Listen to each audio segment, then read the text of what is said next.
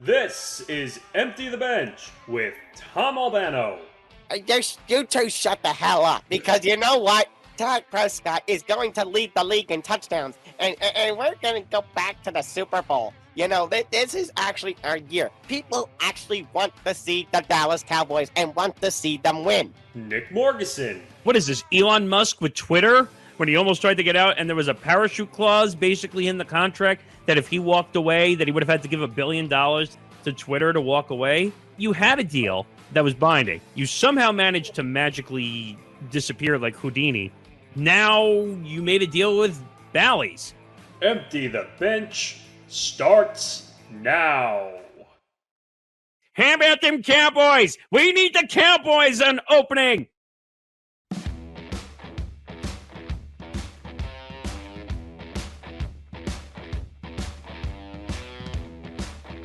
How about them Cowboys? Indeed. You're welcome. All right. Welcome to episode 184 of Empty the Bench. I'm Tom Albano. That's Nick Morgasen. And Johnny Montalbano from Game On is joining us this week as well. Yes, I've come along, folks. It might be a record this week. Just be careful. Well, I'm here, so there's always that possibility that that's the case. Yeah. Nick Morgasen almost quite literally walking through the door as he comes back from good old Toronto, Canada. Yes, back from Toronto. We'll get to that, trust me, because I saw a lot of things this last couple of days. Yes. Yeah, so we have a lot that we got to get into. A lot of basketball, which another big reason why Nick has rushed home to join us here, because You wouldn't miss this for the world. you wouldn't miss Absolutely. these topics for the world. If he was at Toronto's Pearson Airport, he would have found a way to do it from the airport if he could. I might have, but just make sure you follow us on social media at ETB Sports, Facebook, Twitter, and Instagram. Follow us across the Empty the Bench Podcast Network at ETB Network, Facebook, Twitter, Instagram, and TikTok. Follow Game On as well at Game On ETB and at Game On _ ETB as well. All right. Also, make sure you follow us on YouTube, youtube.com/ETB Network, as we grow on our subscriber numbers every day. Also, etbpodcast.com. A lot of blogging content and more coming along the way as well. Also, two more blogs came up today. Shout out to Hank and Jen. yeah, more blogging content, and make sure you find us on your favorite audio podcasting platforms as well. Let's see: Acast, iHeart, Spotify, Stitcher, Google Podcasts, Amazon Music, anything. So you can find us anywhere. A lot we're gonna get through. We got some NBA news. We got one particular superstar we're going to be talking about. We've got firings. We've got conference finals starting up. We actually have two second round reviews, conference final previews, because we got the NBA and we got the NHL that we got to get through. Some WNBA news even. NFL news, double dose of Brady news. Dan Snyder, that deal with Josh Harris being finalized. And I'm sure Nick Morgasen is going to be very pleased with this one. The breaking news that we had mid-recording for Game On, Johnny, about a streaming exclusive playoff game for the NFL this season. The question's going to be, will he go off on more of a rant than Hank did during episode 54 of Game On? Because I don't know. Hank put on a good one. But I'm certain he had a couple of good ones, so we'll see. But I'm certain with the kind of topics that we got today with NBA and that streaming NFL thing, I think Nick is somebody who could challenge that. Absolutely. Also, baseball news. We got the Blue Jays, Yankees, Aaron Judge stuff. But we've also got the finalization of that deal with Bally's that we talked about last week with the A's and Las Vegas. Yeah, that was just bizarre in a lot of ways. You had a deal. Now you pull out. You heard me say it in the intro. It's like Elon with Twitter, where basically I made a $44 billion deal. Oh, I want to pull back? Nope. I have to give up $1 billion if I don't want it. But first things first. Once again, it's Ja time. So, for the second time in about a couple of months, Ja Morant was seen on an Instagram live video where he flashes a gun. What the f***? Second time in a row. And not even 24 hours after that, the Grizzlies put out an announcement that Ja Morant has been suspended from all team activities. Well, first things with that first. So when I first heard this, I had to make sure that this wasn't a post from the first incident because Me it's too. not all the same, right? I mean, because you know how social media, Facebook and Twitter, if you go on it, sometimes you don't see the most recent stuff right away. So there's that. But gosh, guys, I tell you what, now the Grizzlies putting out that statement, taking the lead on that. First of all, suspended from all team activities. The Grizzlies are out of the playoffs. So what team activities exactly is that going to be? So maybe the Grizzlies taking the lead again, just like they did in the first instance. Absolutely. But the other thing too is, and I'm sure you guys are going to agree with me on this, when I hear about this all goes back to the first incident when Adam Silver in the NBA had a chance to, come down hard and set a bold precedent, which Silver's had a big problem doing here lately, and it's something we've talked about on both of our shows. And it all goes back to the fact that he pretty much only suspended Morant for 2 games. For the first incident, Nick, absolutely. It was a slap on the wrist. And you know what? That's what I thought about when this happened. I was like, I don't want to say that like he allowed this to happen again, but when you don't go bold the first time, it's not good. And now, and that's the thing. So now this happens again. It's like, well, now what? I mean, there's 2 ways that I can respond to that, Johnny, because number one, you know what happened? Like you kind of said about the first time, the Grizzlies got out in front of it. They were the ones who basically pulled Ja, and then the NBA said 8-game suspension. Then they tried to look strong, but there was a retroactive suspension, which I hate retroactive suspensions because what purpose does that serve of a statement? Because it technically, like you said, it was only there for 2-game suspension. It's really not a suspension. Let's really look at the fact of the matter, as I keep saying.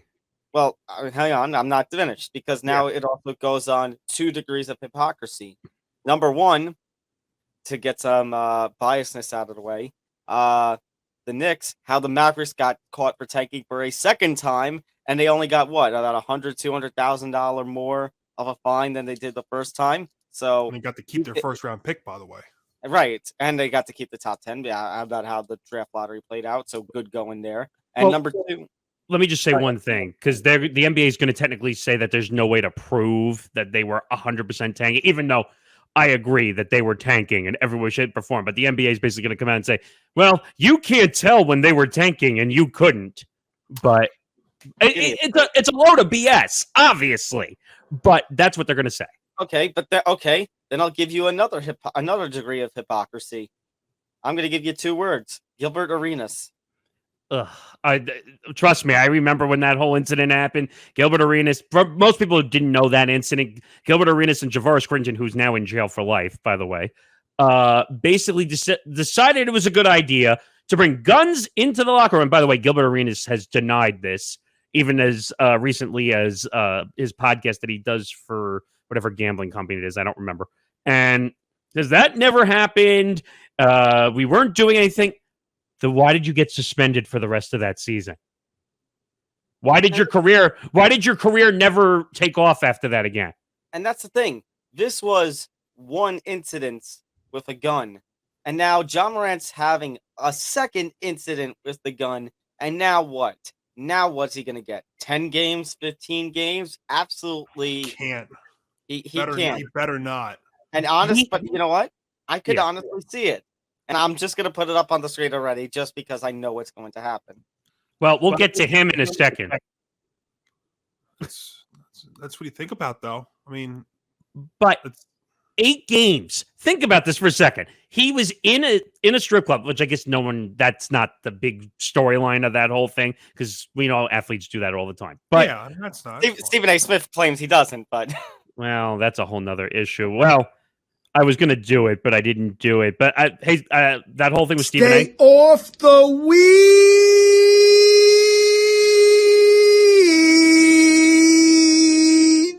Duh. Because I don't believe him. Anyway. Yeah. But having the gun, knowing who you are as a public figure, we talked about this many times, what a public figure means in the world of professional sports. Kyrie Irving, this applies to you too. But He got in trouble the first time. Adam Silver, who is a players commissioner by far, and I'm talking about across the whole entire world of professional sports. He strikes me as the only one who's a players commissioner. Gives him 8 games, slaps him on the wrist, says, "Don't do it again." What did you think was going to happen? Did you really think he was not going to do it again? And it's not even just the one gun incident. I think we need to be clear. It's not that it's just the one gun incident. It's that you have the whole case that's going on with the teenager. You have the whole case where his crew, Ja Morant's crew, got into it. The Indiana Pacers. Was it the red target marks? It was the laser. The laser. Yeah. It's the what's the name of that movie with the laser things? That Men in Black. It was like the Men in Black laser. And I just remember that incident. I'm like, you idiot. Like you can't make this stuff up when it happens. Then you get to this whole incident. He's in it looks like almost like an off-roading-ish type vehicle. And he has a gun again. And he says, "Well, it's my friend." You're guilty. You're in the car with the gun. Yeah, maybe not streaming on Instagram Live. Might be maybe the first time. Right? The first time he put it on Instagram Live, that was a mistake. Okay. Everyone who I've talked to about this says, "All right, you got to give him the benefit of the doubt. It was a mistake." Well, and I'm like, here you go. You gave him the benefit of the doubt, and he's done it again. And you know what? I will. And I said, bull crap. I'm not giving him benefit of the doubt. He's a public figure as an athlete in the NBA. There is no benefit of the doubt. Then he does it again. That's it. You're done. People look up to these guys. I mean, come on. It's honestly ridiculous. And I think if you're Adam Silver, I mean, you're probably thinking of some idiotic way that you're going to punish him. But at this point, you have no other choice. I think you have to give him the 1-year suspension that Arenas got. You got to give him the 1-year suspension that, it's flashing a gun. That's serious crap. That's at the very least. He's got to get a 1-year suspension. There might be more that he really should be getting. Now, obviously a 1-year suspension and a fine, which is going to be a lot because he's starting a new $200 million extension that he just signed that's kicking in next season. So what is that? It's probably like 30 something million he'll lose. If that you really think that means anything to them? No. So then what other serious thing do we do? Here's the deal. If he does this one more time, he's got to be gone. And I mean kicked out of the league. 3 strikes and you're out. If he does it again. And so you're saying that Ja Morant's next team should be the Guangdong Tigers. Ni hao! Ni hao! Ni hao! Damn it, you beat me to it. I mean, if he keeps doing this, he's going to be playing in China. I mean, I have no sympathy. I have no respect. Nothing. He's got to go away for a year, at least. And I mean, what do you do if you're the Grizzlies? Because, and I ask that because, let's be very clear, this is twice now where the Grizzlies have had to go out in front of a situation. This is twice now where, as much as there's really not much team activity going on, this is twice now where the Grizzlies I can't even say have had to beat Adam Silver. They have beat Adam Silver to the punch. So it seems like the Grizzlies are going to have to be the ones who do something. The problem is that's their star. That's one of the biggest stars of the NBA. You're not just going to cut him, can you? Especially when you got all that money on the table. But Tom, I'll tell you what, though. I mean, if I'm the Grizzlies, I'd be pissed because you know what? Not only because of that, but then he pretty much derailed their season because you know what? They ended up being the number 2 seed in the playoffs this year, but when that first suspension happened, they started to struggle a little bit. And then when he came back, they weren't the same team. Then he tries to do way too many things on the court and hurts himself. And that's why the Lakers were in such a prime position. It was such a great matchup for them to face them. So they haven't been the same team. So I'll tell you right now, if I'm them, I'm probably pissed beyond belief. And I may not give an F about it. I mean, trust me. If I'm the Grizzlies, and a suspension, like 1-year suspension is looming, I'm doing everything in my power to say, you need to give us the credit. That way we can go spend on free agents. Well, out of it. Let's be clear. I don't know if they could necessarily do that, though. Well, wait a second. If he's suspended for the year, it's going to come off the cap. Let's remember that. First of all, if he did something to himself, that money goes back on the cap because obviously it can't be spent on him. But that's if Adam Silver actually does right and gives a 1-year suspension, which I don't know what he's going to do. Again, I'll get to him in a second because he said something. Adam Silver said something so incredibly stupid that I can't even like. I would call for Adam Silver to be fired and never be allowed to run this sport ever again for what he said. But Morant's got to go. He's got to go away for a year. And I'm talking about real counseling, not this fake BS that they put him on for 8 games wherever they sent him off to. Does anyone know where he was sent off to? Because I can't figure that out. No. I'd say, wasn't he supposed to take part in some, counseling or something? Yes. They said basically just to say, I'm sorry for what I did. Well, clearly you're not. He had to go to this program of some sort. And I think technically, it was supposed to be longer.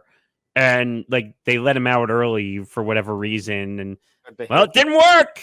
The other thing too, I think about with all this is, and I think you guys had talked about this here on Empty the Bench, the interview with Jalen Rose right after the first incident, it didn't come off really as really being sincere.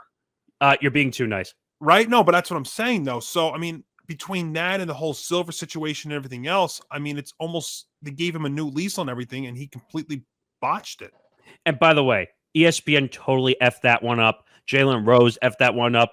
Basically, treating him like he's his old buddy, giving him handshakes and high fives and because we're not gonna because now we're gonna stretch that LeBron treatment to every other star who could be the face of the NBA, to Ja, to Giannis. Nick and I talked about this. Ja Morant is not a face of the NBA.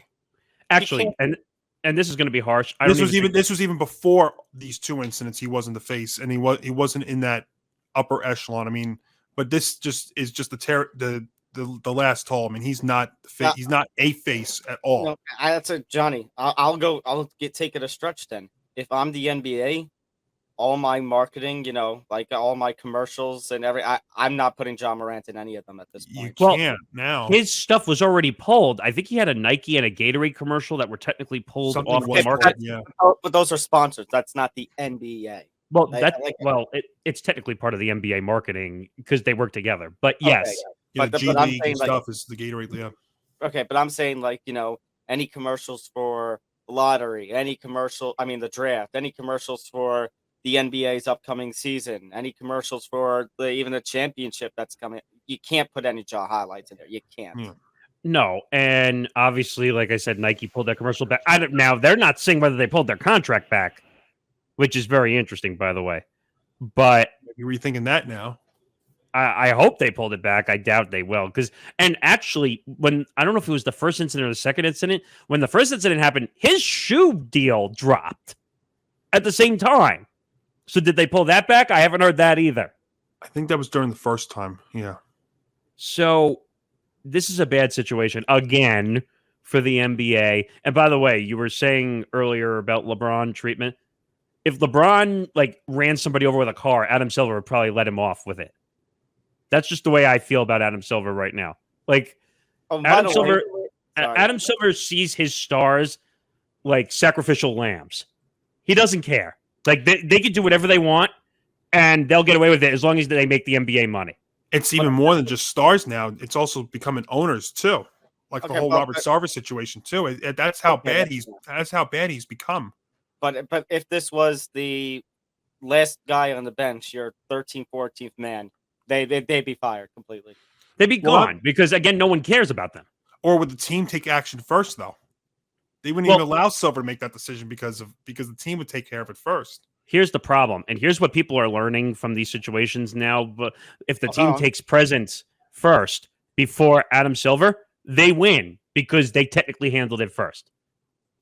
That's what happens. Look what happened with oh my God, Udoka, that's right? It. Thank you. About the Boston Celtics coach, I remember. Yeah, absolutely. Boston took the initiative first, not the NBA. Never took an initiative. None. And did they ever really do anything? Because now he's back in the league. No. They pretty much unofficially gave He's him the in 1 year suspension. Yeah, Well, no, I know, but I'm saying the NBA didn't have to take any action because. Well, that's a punishment in itself. But yeah. Oh yeah. My point is, Ime Udoka should have been banned almost by the league for what he did. And all right, just give him a job, no problem. Here you go. And that's by the way, problem. And by the way, Ja Morant saying that he takes full accountability for what he did. Hold on a minute. No, I got one better. Why the fuck you lying? Why you always lying? Oh my God. Stop you fucking lying. Full accountability, my backside. I mean, and I was talking to some people as I was on the way back the airport, that these are PR statements. Let's not be kidding ourselves here. Yeah. That his statement. Yeah. I mean, his statement in full is a total PR statement. I mean, the three of us who know the broadcasting and journalistic business well enough for a long time, these are prepared statements. Don't kid yourself. If you think these are real, you're under a rock. Yeah. You have no idea. And now it's time to get to the piece de resistance, which is Adam Silver, because I just, my mind is blown that Adam Silver is basically saying, I was shocked about this second incident. Are you kidding me? Are you kidding me, Adam Silver? What do you mean you're shocked? He did this before. And you gave him ignorance and you slapped him on the wrist. Ignorance. Absolute ignorance. How about we take Adam Silver and suspend him all of next year and see how he likes it? Oh, wait, he doesn't play. He has no talent. I forgot. I mean, he has no talent on the court, and he has no talent off the court either, so. How about run your league? How about do your job? I know that's hard for him sometimes because he'd rather see LeBron James and the Lakers make the finals every year. And he might get that again for all we care. But we don't care. Look, guys, I'm going to do an impression. I'm Adam Silver doing my job. I'm just sitting back and doing nothing. Yeah, Adam Silver is that meme sitting at the table with the fire all around him and saying Everything is everything's fine. The Yeah. dog. Yeah. That's the dog. Yeah. I mean, that's him. Because we could list off so many instances of things that he slipped up on, whether it's been Morant or Robert Sarver, or you want to go back to even Mikal Bridges and the whole domestic violence thing, was, by the way, was also a retroactive suspension. It's just unbelievable. And it's amazing how much of a 180 he's done, because he stepped into the league when he first became the commissioner and had to handle the Donald Sterling situation, and he set such a bold precedent. And ever since then, he has done anything but setting bold precedents. Amazing. It's even amazing when you think about all this, how the hell the NBA and the NBAPA was able to even agree on a CBA for years when you look at the mess that mostly he's responsible for. He went from iron fist to iron lung. And I mean that quite literally, because this guy, like you said, came in, Donald Sterling incident, domestic abuse, sexual abuse, got right on top of it, banned him from the league, paid the huge fine, forced him to sell the team. You mean the racist comments?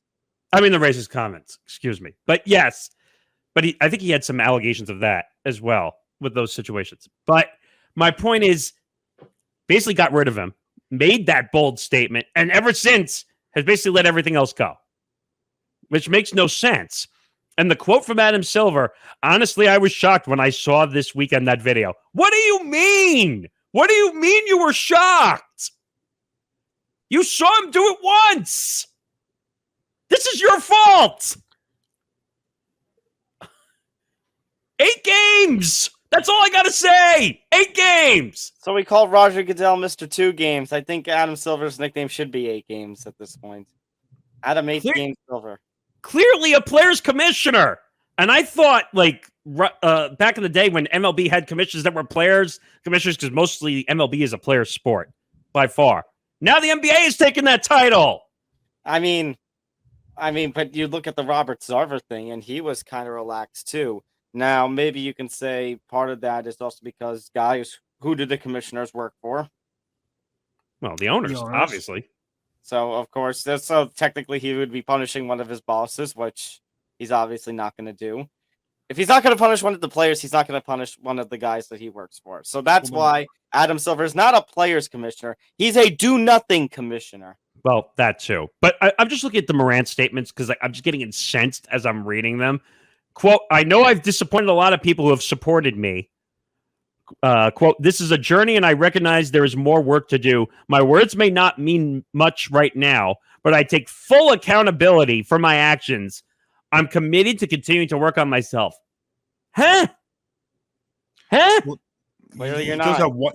He does have one good phrase in there. My words may not mean much. That's the only one that's the truth right That's about now. pretty accurate. Yeah, that part's accurate. But yeah, I mean, guys, I just don't have any faith that the NBA is going to do the right thing here and give him a 1-year thing. I mean, when this is the second incident in 3 months that we're talking about, it's clear that this guy has a problem.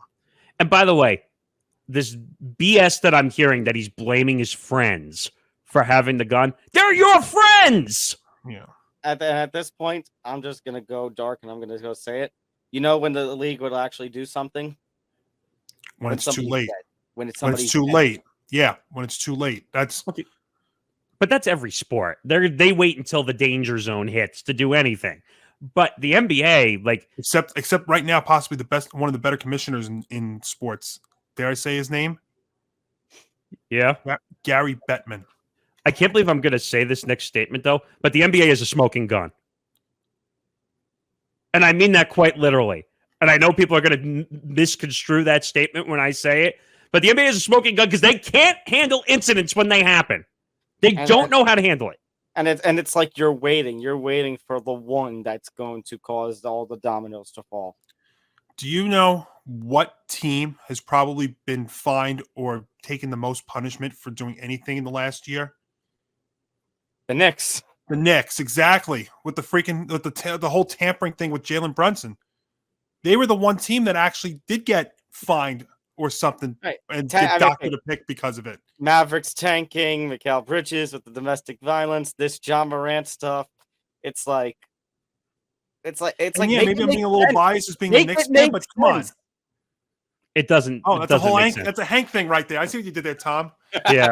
Make it I don't make sense. I don't know. You really can't make it make sense unless Adam Silver hates James Dolan, which a lot of people do. But I mean, I wouldn't blame him, but I mean, come on. I mean, when you're having a serious situation like this, and your response is to go, I don't know. I don't know what you guys are talking about.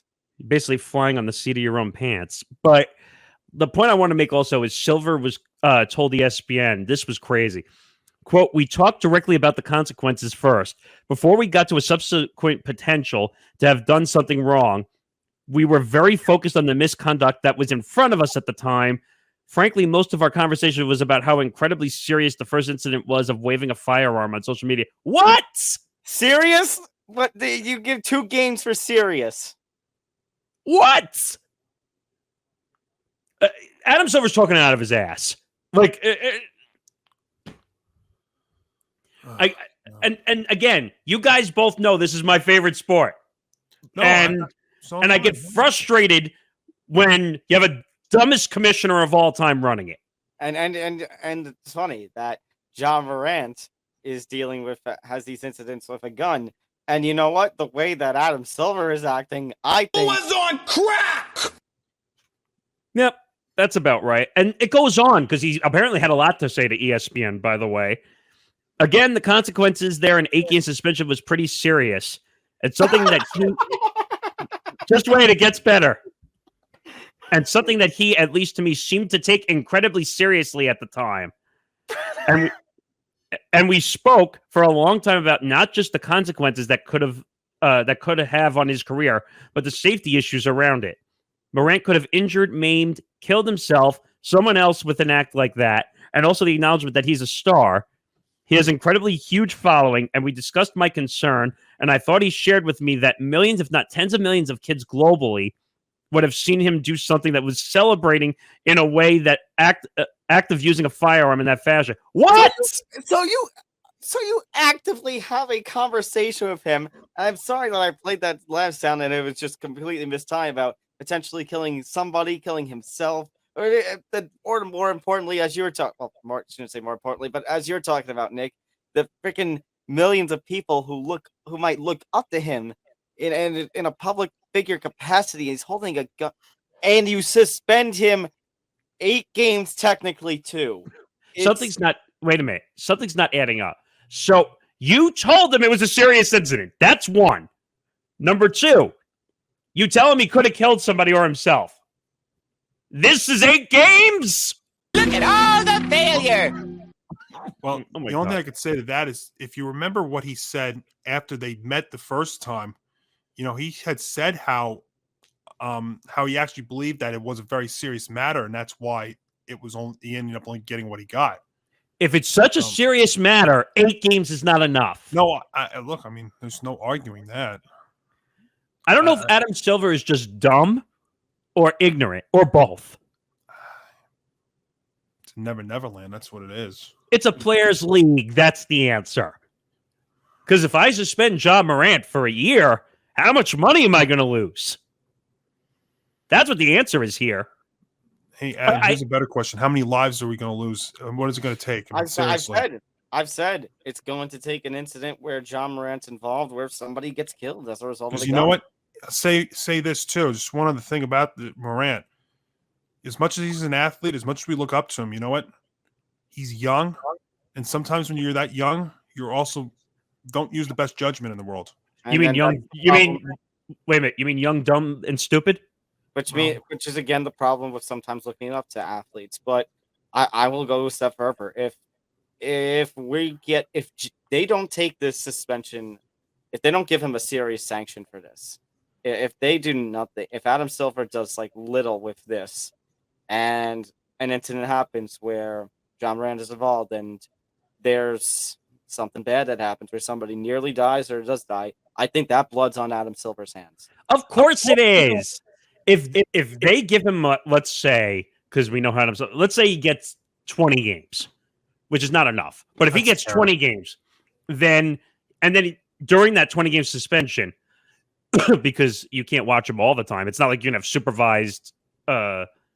I don't know what's the best terminology to call it here. I guess just supervision, babysitting, and he goes out and has a gun for whatever reason, and I'm going to get to Devontae Pact, who's the guy that everyone is talking about in his friend group, who caused all these incidents with Ja, and he does exactly what you said, and either he stupidly say he's like waving the gun and it goes off and it hits somebody, and they die. First, he's going to do jail time. Number 1, he'd be going to life at that point. But this could have been stopped a long time ago. Take the suspension now. Just remember one thing also. When we talk about these commissioners and stuff, Gary Bettman suspended a hockey player for almost a third of the season for a fake vaccine card during the COVID pandemic. Oh, that was that Thornton? I think it was somebody in San Jose. It was a Sharks player. But my point is, Bettman took bold action and suspended that player for that. And here we're talking about somebody with life or death, and Nick's talking about the possibility of 20 games for a second incident. Not that I want that, by the way. No, but I'm saying, I mean, but it would surprise you if it's that little, knowing. No, of course Bettman. not. I mean, considering also Evander Kane, 21 games. Evander Kane was it. Yeah. But I mean, he got like 25 games or so. Well, Evander Kane also, remember, is a very controversial figure because he's had that issue. He had the DV issue. Is he the gambling issue? But my point is, Bettman took bold action there, and we're talking about a situation that could even be that's worse. And Silver, do you think he'd go north of 25? I don't trust that he's going to do that. Hell no, he's not going above 25. I'm lucky he's going to get half a season. I was going to say, I think maximum he goes is 41. Well, what are we talking about? An 82 game season? I still think that's not enough, though. So that means he would have to get 41 for half a season. Do you think he gets 41? No, not even close. And again, when it comes out that he gets 15 or 20 games, no one's going to bat an eye because they know Adam Silver's going to do this. That's why. And then if again Ja Morant gets involved in some incidents where somebody gets seriously injured or killed, If I were that person and their family, I would be taking the NBA to court up the wazoo. Oh yeah, totally. Because again, who does Ja Morant represent? The NBA, the Grizzlies, even because they could have controlled this situation a lot better. And you said it before, suspending him from team activities now. Who gives a shit? No one. And yet, it's better than anything the NBA has done. Well, that's the thing. The Grizzlies were just trying to get out in front of this right away and say that. I mean, that's really all you can do right now. And I give the Grizzlies credit I for that. laughed at it though. Like that made me laugh. And I'm not saying. Let me be very clear. This is a very serious situation. I would never treat it as, excuse me, a joke. But that was laughable to me. Suspending him for team activities. Nick, you know what that was also because they don't want to answer any. They want to take the lead and not want this to be a headache going into the draft, going into the off season. They want it because that's why I think it was. I mean, that's really all you can do. Well, if they failed. At that point. They failed at that. It's going to be a story going all the way into next season. They already failed at that. Well, I think though right now they're just trying to get out in front because they don't even want him at the facility or anything right now. Because you remember they got eliminated already, but. Technically, a player could still come in and work out, and they don't. They can still do stuff. Absolutely. I mean, now do you expect any of them to? Probably not. But at the same time, they wanted to just get out ahead of it and not have to deactivate the key card and everything. Yeah. No, I mean, so do you think he cares? Good. Oh, you suspended me from team activities. Big deal. Fine. I'll just go on vacation. But it's an indefinite one right now. So I mean, they didn't give a time date on when he would be back by. Well, we all know that as long as there's no season suspension, he will be back as soon as he's allowed to be back. I'll tell you right now, though. I mean, you could also see something where the Grizzlies, if I keep saying Bettman, if Silver comes out with one of these weak ass suspensions, that the Grizzlies could come out on top of it and give them a longer one themselves. They're not going to. You think they're going to give their player more to miss games? They're not going to do that. They might not want the headache if they realize how bad this is. 2 instances in 3 months. Okay, Johnny, but at that point, if you really don't want the headache, then obviously you can't just go and release in a situation like this. But at that point, just put him on the market and blow your team up. At that point, he's damaged goods. No one's going to take him right now. Yeah, you say that they were already. Well, they were talking about that too, possibly about him being somebody dealing him for something. Desperate men, desperate GMs, desperate teams will do desperate things. In my opinion, he's damaged goods right now. I don't think anybody. Yeah, I don't know. But I want to get to one more thing here, which is Devontae Pack, who's this guy that is next to him in the video. And if Ja Morant would do a smart thing, he would drop that guy like a bad habit. And I was talking to someone today or yesterday, I should say, that when I was coming back, and they were saying when you have money, you gain more friends. If you know what I mean, because everyone wants to be your friend. Now, I don't know. In the story on ESPN, it says it's his best friend. Maybe it's time to get a new best friend. Maybe. Just maybe. Want to think about that. Yeah, you may want to screen your guys a little bit more. Now listen to this. So, Pack, who's been involved in several of Morant's off-court incidents that merited an investigation from the league office, Pack was banned from attending Grizzlies home games for a year following the investigation into the Indiana Pacers incident he was a part of. So, gee, maybe someone should tell him he's not a good friend.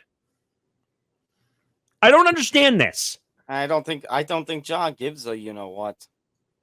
It says NBA security and league investigators conducted an investigation interviewing numerous eyewitnesses and reviewing video surveillance following allegations made by the Pacers organization regarding a post-game incident on January 29th. Oh, goody, my favorite person. NBA spokesperson Mike Bass said, another one. Oh, my God, another one. Oh. Said in a statement following that incident, while we substantiated, that a post-game situation arose that was confrontational. Based on interviews and other evidence gathered, we could not corroborate that any individual threatened others with a weapon. Really? The NBA just wants to hide behind everything, doesn't it? They have no problem banning fans, by the way. Say that. Here's my question. Hey, Ja, is Pac going to be with you when in about a year or two from now you're playing in China? I don't mean to laugh, but it could happen. I don't understand. You're set for life. I think he's 23 years old? Something like that. I mean, he's a college kid, essentially. The rarity of getting $200 million. It's like hitting the lottery. And you can't hold yourself back from holding up guns and IG Live videos. If you would just behave, and I know this is logical. This is a very logical statement I'm making. And I know the NBA is not a very logical league. Clearly. But if you would just be an athlete, you could live your life and do whatever you want off the court. And no one would be talking about you at all. All right. We got more we got to rant about. Nick Morgasen, you are not done. Because now let's talk about some on-the-court stuff. Well, it's time to talk about some firings that have happened. So, Johnny, you and Hank covered this on Game On, the Phoenix Suns firing Monty Williams. But a few hours before that episode dropped, and you saw it affect the episode a little bit if you watched the most recent Game On, because it sounded a little outdated. Well, the 76ers went and did it. They fired head coach Doc Rivers. Yeah, I'll tell you what, and I said this on Game On episode 54. Of course, we were recording before it actually happened, but I just had a feeling that Doc was going to be gone, because if Monty Williams could be fired with the resume that he had in 4 seasons in Phoenix, and Mike Budenholzer can get fired with the resume that he had there with arguably the best player in the league in Giannis, then I thought Doc had no shot. Now, here's the thing. Do I blame the 76ers collapse solely on Doc Rivers? No. Because you know what? When James Harden decides that he doesn't want to pretty much play game 6 or 7, he was looking forward to the offseason. When the MVP of the league looked completely lost for whatever reason, whether he was hurt or just whatnot, I mean, how do you put that on Doc solely? Now, You that being can't. said, but unfortunately, this is Doc's reputation. You know what? He has 10 losses in game 7s. He's had multiple, which I think is like 5 more than any other, 10 road losses in game 7s, which is like 5 more than I think Pat Riley, who's second on that list, when he blows multiple 3-1 series leads. I mean, unfortunately, the coach is going to take the fall on all that. Now, do I agree with that? No. Am I surprised by it? No. Yeah, this was. I was kind of shocked, obviously being in Toronto, when I saw this news break that Doc Rivers is a good coach. I think he coached the Big Three when the Big Threes were a thing when they started. What do you have? They had KG, Pierce, and Ray Allen. I think that's his only championship is up there in Boston as a coach. Yeah. So those were good teams. He knows how to coach. He's got experience. How many places has he been? So he's with Boston, the Clippers, and then Philly. So he's had good teams. That's not the issue. I think it's the players that he's had to coach over the years. I mean, in LA, it was Chris Paul. It didn't work. That was Chris Paul and Paul George, right? Yes, I believe so. And look what's happened to Paul George. Paul George has been a complete bust ever since he went to LA, and he's been hurt. But when I look at Philadelphia, James Harden has been awful. Awful. And I don't mean the regular season. I think that's being generous. I think his performance this series has just proven everything. And I'm not even as big into the NBA as you or Johnny here, that James Harden is the most overrated player in this league. Well, James Harden is just an absolute choke artist. He doesn't come and perform during playoff time.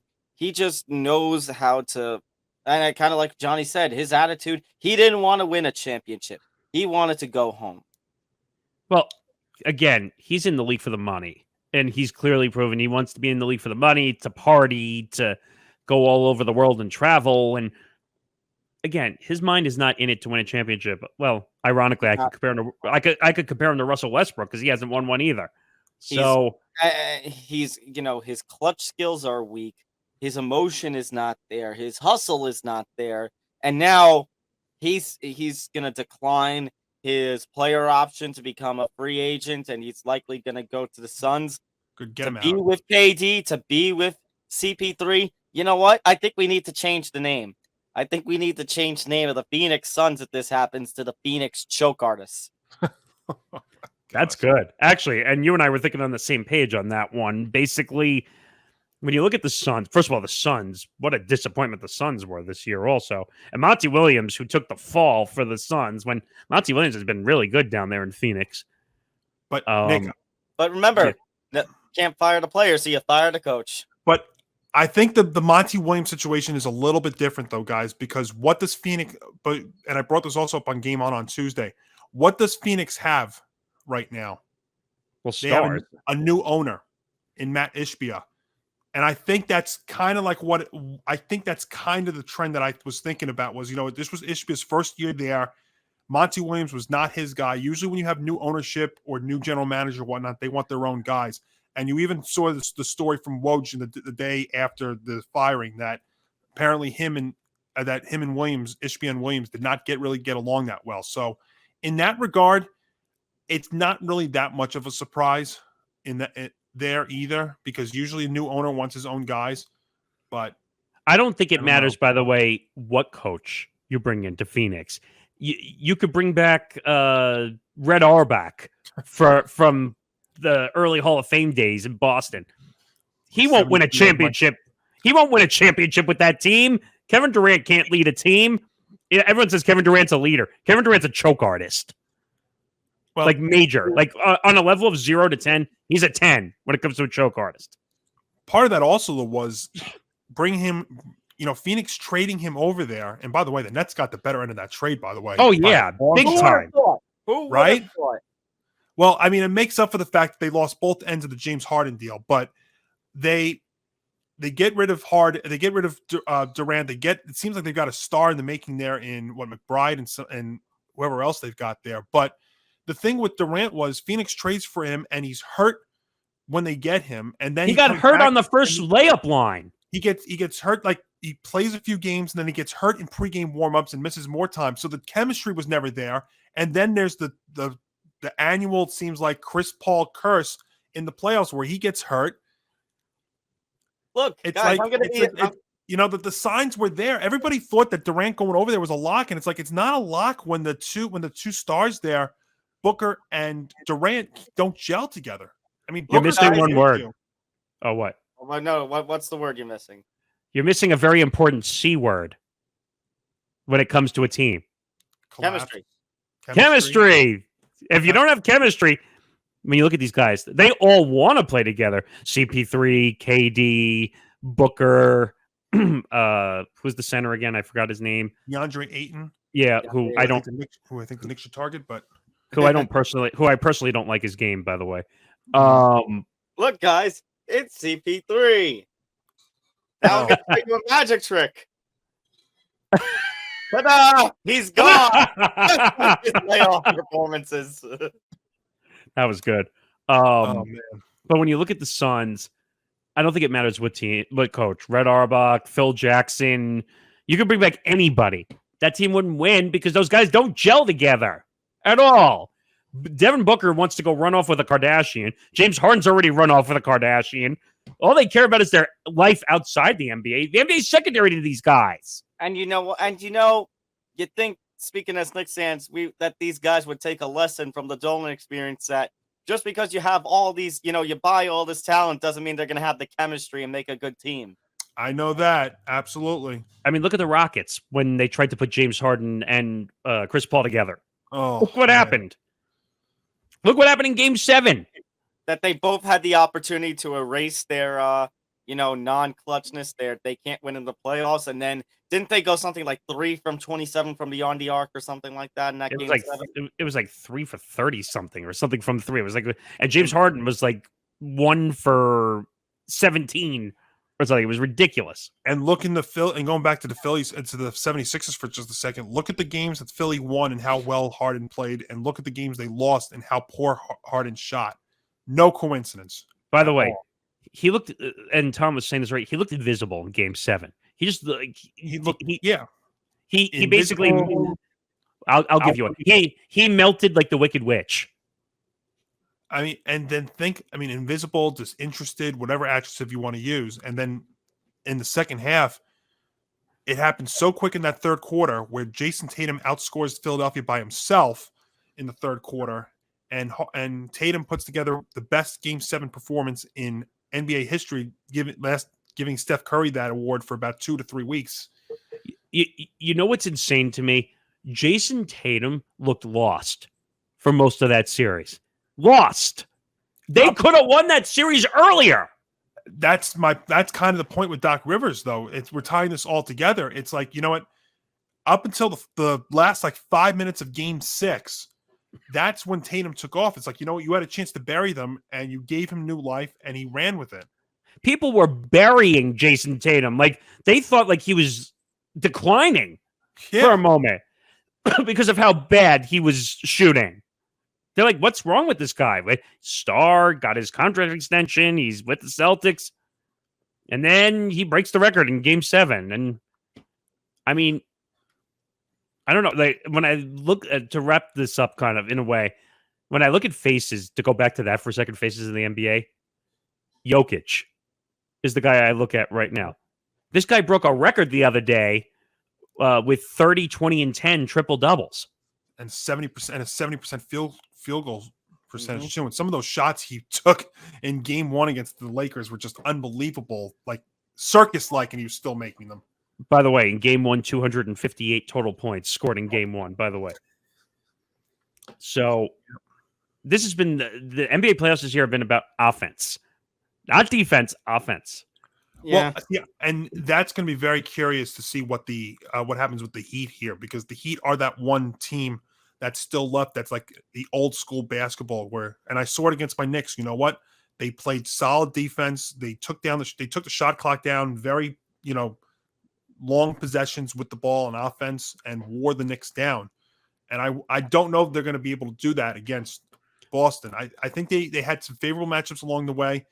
It's good. I'll be curious to see if they could do this again against Boston. All right, so let's transition right into there. Second round recap, conference final preview. So obviously, second round has happened. We talked about the Celtics-Sixers series where the Celtics win in 7.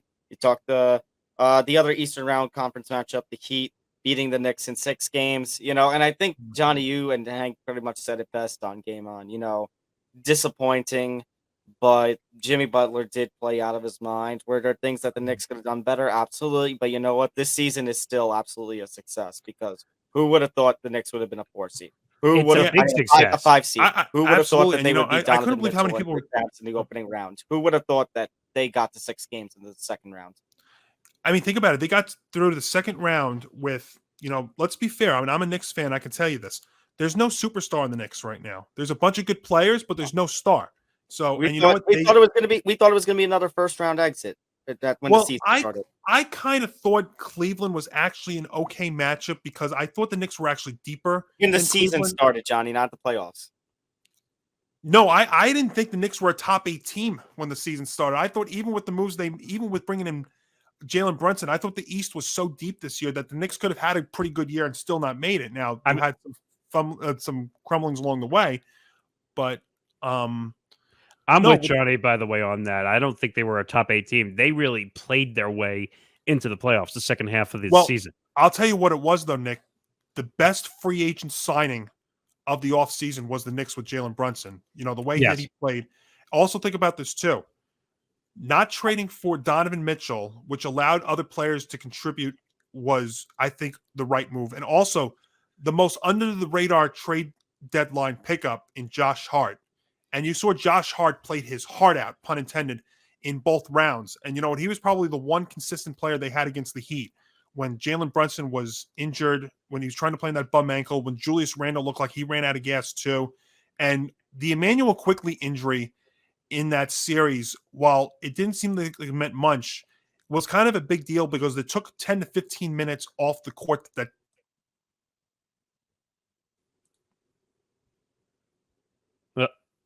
John, I think, Johnny, we lost that last part of that sentence. You said I was going to say, because the injury to Quickley lost 10 to 15 minutes that the Knicks could have used to rest it, say, like a Brunson for a few minutes or a Julius Randle. So I think that's what ended up happening. Look, there's no star in the Knicks, but they still were able to get through. But at the end of the day, though, the Miami Heat have Jimmy Butler, who's been playing out of his mind.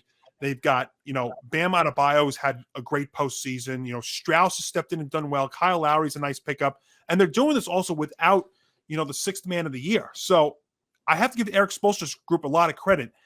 I've said this all postseason, guys. The Miami Heat are an 8 seed in number only. They are really good. Mm-hmm. So I just saw something interesting that Woj just dropped about the Milwaukee Bucks draft. Mm-hmm. So Kelvin Sampson has interviewed for the Bucks draft. Interesting. Oh, Kelvin Sampson, who's the college guy, right? University of Houston coach, That's Kelvin right. Sampson. And that's the thing here too, because we see, like, just going back to the coaches for a second, you see all these like big names that are out there, like Monty Williams, like Budenholzer, possibly Doc Rivers, although I don't think Doc's going to go back into coaching. Nick Nurse, another one. The last 4 head coaches of the year now, all being out there. One of those 4 teams is going to get an outsider, I would imagine. And maybe we're looking at 2 of those teams with an outsider role. What does that tell you, though, about the NBA, that 4 coaches of the year are out sitting there for the taking? That how aggressive these teams are. Oh, well, you're not winning for us now. See ya. Bye. That's why I hope the Knicks don't drop Thibodeau. I think that would be a massive mistake. But to go back to the Knicks, Julius Randle can't lead this team. No. He can't lead this team. He's not, first of all, he's not your A-plus guy. He's not. Because everyone keeps saying, oh, well, Julius Randle's the name. He's not the name. First of all, Jalen Brunson is your name. That's his name at this point. But I would not mind if the Knicks during this offseason started to explore their options, explore their markets on Randle. And by the way, anyone who thinks that the Knicks are going to go out and trade for Karl Anthony Towns, you're acting in crazy talk. Crazy talk. Do you know what you're going to have to give up to get Karl Anthony Towns? If you let me put it this way, because I do like Karl Anthony Towns. Sorry to interrupt you, Johnny, but if you were not gonna trade away R.J. Barrett and all your youth pieces and draft picks for Donovan Mitchell, you can't do that for Karl Anthony Towns. I totally agree. Well, I think Karl Anthony Towns is a better player than Donovan Mitchell. I will say that. Yes, but you're not going to trade away Barrett. You're not going to trade away Quigley and those guys. You're not trading away your first-round picks. You've already been down that road. You've already been down that road trading picks. You don't want to do it again. I don't mind the draft capital because the Knicks have the draft capital, but I'm not giving away the likes of Barrett and Mitchell Robinson and Obi Toppin. But Johnny, also on top of that, it's not even just the jacket; it's the amount of draft capital for Karl Anthony Towns. You're probably looking at several first-round picks and pick swaps. You're probably talking at least 3 first-rounders, at least. Well, so if you check my Twitter account at Montalbano NY, I quote tweeted the other day a report from not a report, but one of those trade proposals. I saw it. They saw from FanDuel, and FanDuel said that the Knicks would get Karl Anthony Towns and Taurean Prince. Taurean Prince is not a bad backup either, but those 2 guys, and the Knicks would give up Barrett, Toppin, Robinson, a 2024 first, a 2025 first, and a 2027 first, top 5 protected. Now, the funny thing is, I just read that and I'm like, well, first of all, wait, that trade can't happen because you can't trade first-round picks in back-to-back years.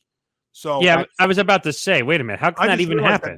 Remember the trade that the Timberwolves, that Utah and Minnesota made for Gobert involved 4 first-round picks that were not in consecutive years. Every other year. Same thing when the Nets made that move for Harden. They didn't trade first-round picks in consecutive years unless it was a swap.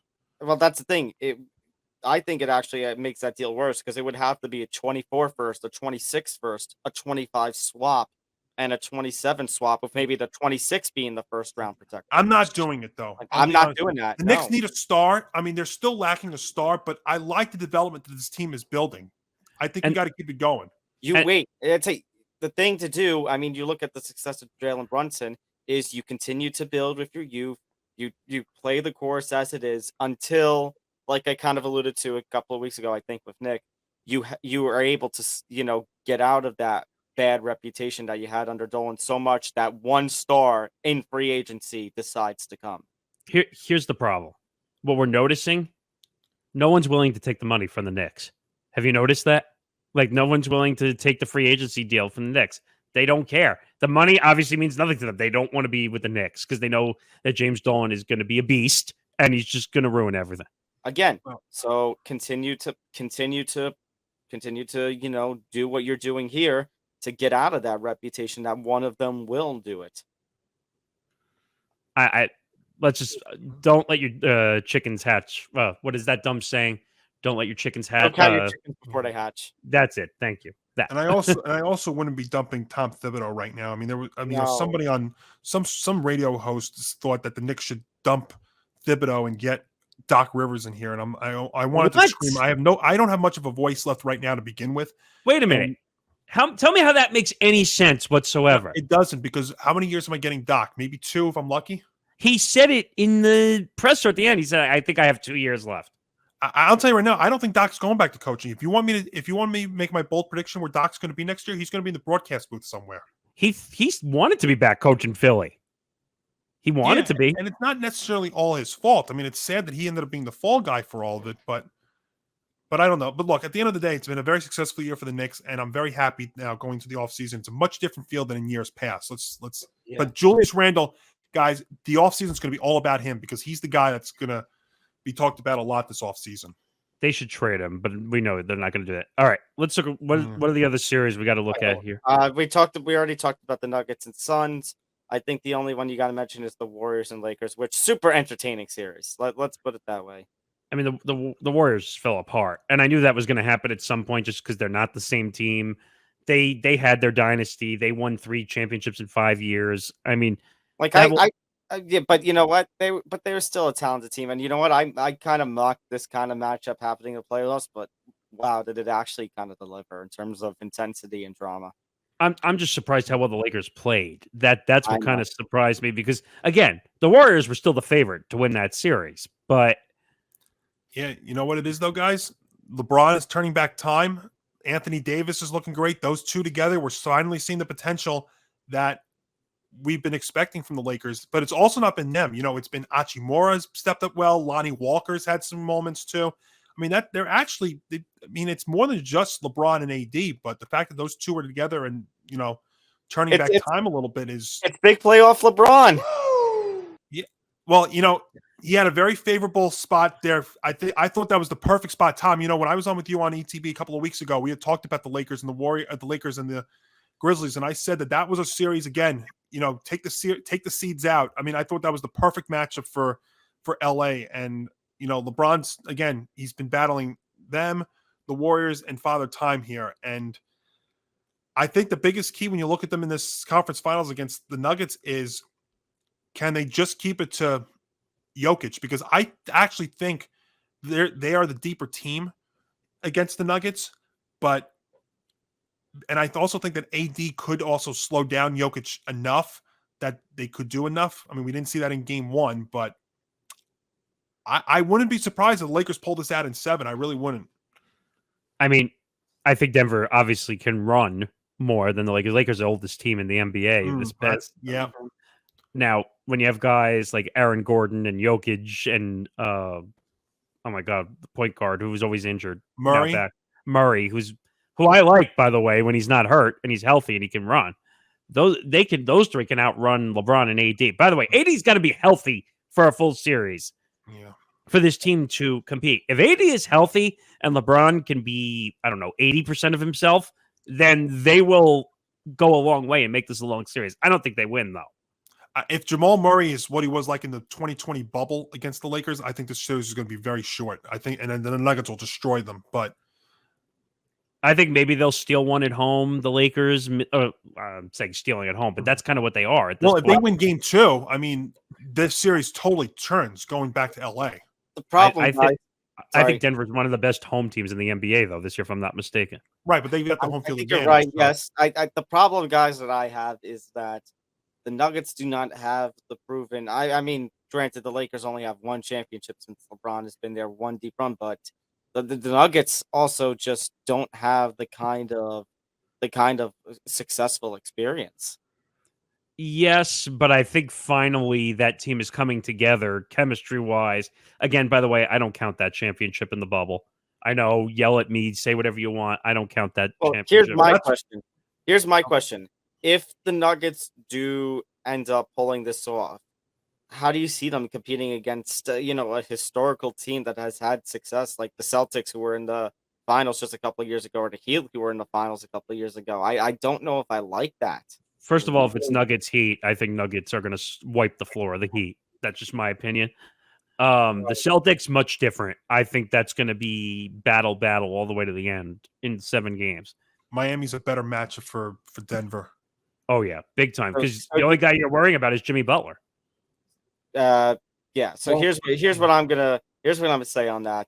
I'll for the sake of going with you guys, I'm gonna go with you guys because you guys are the better NBA analysts than I am. And as much as big playoff LeBron is big playoff LeBron, I mean, granted this, I don't think it's gonna be a wiping of the floor. If game 1 tells us anything, where the Nuggets only won by 6 points at home and it's a completely offensive matchup, I think this one could go to 6-7 games. Well, let's look back earlier in the game. It was a 20-point game at some point. The Lakers had to make a large effort to come back in the fourth quarter. The Lakers did what the Knicks have done for years now. They fall behind, make a ferocious second half rally, and then use all their energy to do that and still come up short. And that's the problem. And that's LeBron can't afford those type of games where he's going all out and they don't get a victory after it. Those are the ones that are going to hurt emotionally. So, all right. So we all seem to be in somewhat of an agreement between the Nuggets. Picking the Nuggets over the Lakers. It's just a matter of how many games it's going to go. I took the Lakers in 7 guys on Game On Tuesday, and I'm still standing by that. Oh, I just, you know what it is also. Wait a minute. So let me just clarify one. But hold on just 1 second. One of the other reasons why is too, and I kind of brought this up a couple of minutes ago. I'm still looking at depth. There's no question the best player in this series is probably Jokic. But like, let's say LeBron's going up against Aaron Gordon. If Aaron Gordon gets into foul trouble, then who else do the Nuggets have really to go up against like a LeBron or something like that? And I think AD will have some moments in this series where he'll be able to shut down Jokic to a point. I mean, some of those shots, it's not going to be easy because some of those shots that Jokic was throwing up there in game 1 were circus-like. Mm-hmm. Like real circus-like. Real circus. Yeah. I mean, I saw those highlights when I woke up on Wednesday morning, and I couldn't believe some of the shots that Jokic got off. Again, AD's got to be healthy. That's the key. Absolutely. No, I mean, if he's hurt, it's going to be a short series. All right. So, you know what, Johnny, I'm going to go Lakers in 7. I was going to say the Lakers. Wait a minute. So wait a minute. So you're taking the Lakers to steal Game 7 on the road? Yeah. I don't know about that. It's going to be Nuggets in 5 or Lakers in 7. I think, Nick, if the Nuggets win, it's going to be a short series. I mean, if they win, when's their next game? Tonight. Thursday night, yeah. So if they win, I think this is going to be a 5-game series. I do. I just don't think the Lakers. If they lose, Denver, the longer the series goes, the more it favors LeBron in LA. I think Denver, if they go 2-0 and they take both games, I think they're going to steal one in LA too, because I just think they're not going to have the heart to go far in this series. So now let's go to Celtics Heat, because this one is the interesting matchup. Heat have a lot of momentum. Jimmy Butler is, I think, alongside LeBron, in contention for MVP of the playoffs with how he's playing. But I mean, the Celtics are just far and away, I think, the better team. So they're the more loaded team. For all the talk we're talking about with the Western Conference Final winner, whoever wins is probably going to be in trouble, because I have the Celtics taking this in 5 or 6 games. I mean, like I said, the Heat only have Jimmy Butler. I mean, they have nice pieces, excuse me, but they just don't have anybody else. They're just going to triple team Jimmy Butler all series. They're going to dare other people to shoot. Yeah, I think the thing is, Nick, you're absolutely right. Who's going to be that second player for Miami if it's not going to be Butler? We're looking at maybe Bam Adebayo again, Strauss possibly, who had some moments against my Knicks. Or are we looking at somebody like a Duncan Robinson? Because Tyler Hero, who was the 6th man of the year, they still think he's a couple of weeks away. So he's not going to be ready for that series just yet. But if there's a second player who steps up for Miami, there's a possibility. I think the problem with Miami in this series is, while they were able to, only have to deal with Giannis against the Bucks and not really a star in the Knicks, Jason Tatum is a whole nother level. And if you don't have Tatum, you've got, Marcus Smart, you've got Brown, you've got Al Horford, Robert Williams, and you've got a boatload of options there for they're Boston. loaded. I think they're loaded. That's the problem. I think this is just they're too loaded of a team. I mean, even Milwaukee, who's got Giannis. I mean, after Giannis, who's their second option? They really don't have anybody. The Knicks, didn't really have a star player. They had a lot of good pieces, but not a star. But Boston's got a star in Tatum. They've got other options as well. I just think there's too much unless they shut down Tatum and Miami gets another solid second player. Miami's an 8th seed and number only. I just think this is a little bit of a different feel to me. Boston was the favorite to come out of the East for me, and I still think they are. So I think it's going to be Boston in. I'm going to say 6, though. I am going to give Miami 1 or 2 games here, but at the end of the day, the Celtics are just too good. The only other thing I would also wonder in this series, Joe Mazzulla, who this is his first year stepping in against Eric Spoelstra, how the coaching is going to be in this series. That would be the other thing to watch, but otherwise, I still think it's going to be Boston. People were questioning that in the Philadelphia series against Doc Rivers' coaching experience, and that's why Doc Rivers and the Sixers were still in that series all the way to Game 7. But when I look at this series, he'd have no offense. They really don't. And when you have to guard Tatum, Smart, who's now figured out how to play on both sides of the ball, Jaylen Brown, who's been more of a bench guy, but he's had starters minutes. I mean, Boston's just too much offensively. I think this goes 5. I think Boston makes this quick. And if Jimmy Butler's not healthy, I think it's going to be over quick. Yeah, it's 2 totally different styles of offense when you look at them. Boston likes to run it down the court really fast. Miami likes to take their time. It's 2 totally different styles. We'll see. Somebody's going to have to adapt here. We'll see. It'll be fun to watch. It's been a fun playoff so far. Absolutely, it'll be fun to see. All right. Yep. One more basketball story on the WNBA side. This is an update to the story that we've talked about previously. I think I was absent the week that you guys were discussing this about Las Vegas Aces.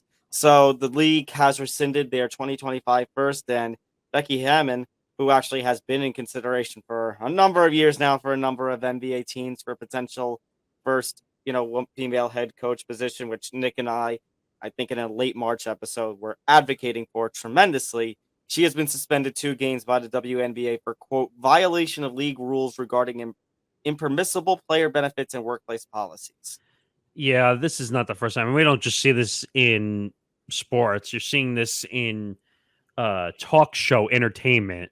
Another story had come out about this on the Kelly Clarkson show, where they're having issues behind the scenes with how they treat their workers behind the scenes.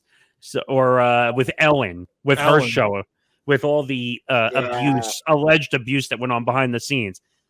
Now, who knows? Is this her? Now, obviously, they suspended her, so obviously she's guilty of something. Or could it just be that she's the responsible party because she's the coach, head coach? I don't know. But if this was going on behind the scenes, a lot more than 2-game suspension should have come down. Which also begs the question, for all the advocating that we were doing, something like this comes out.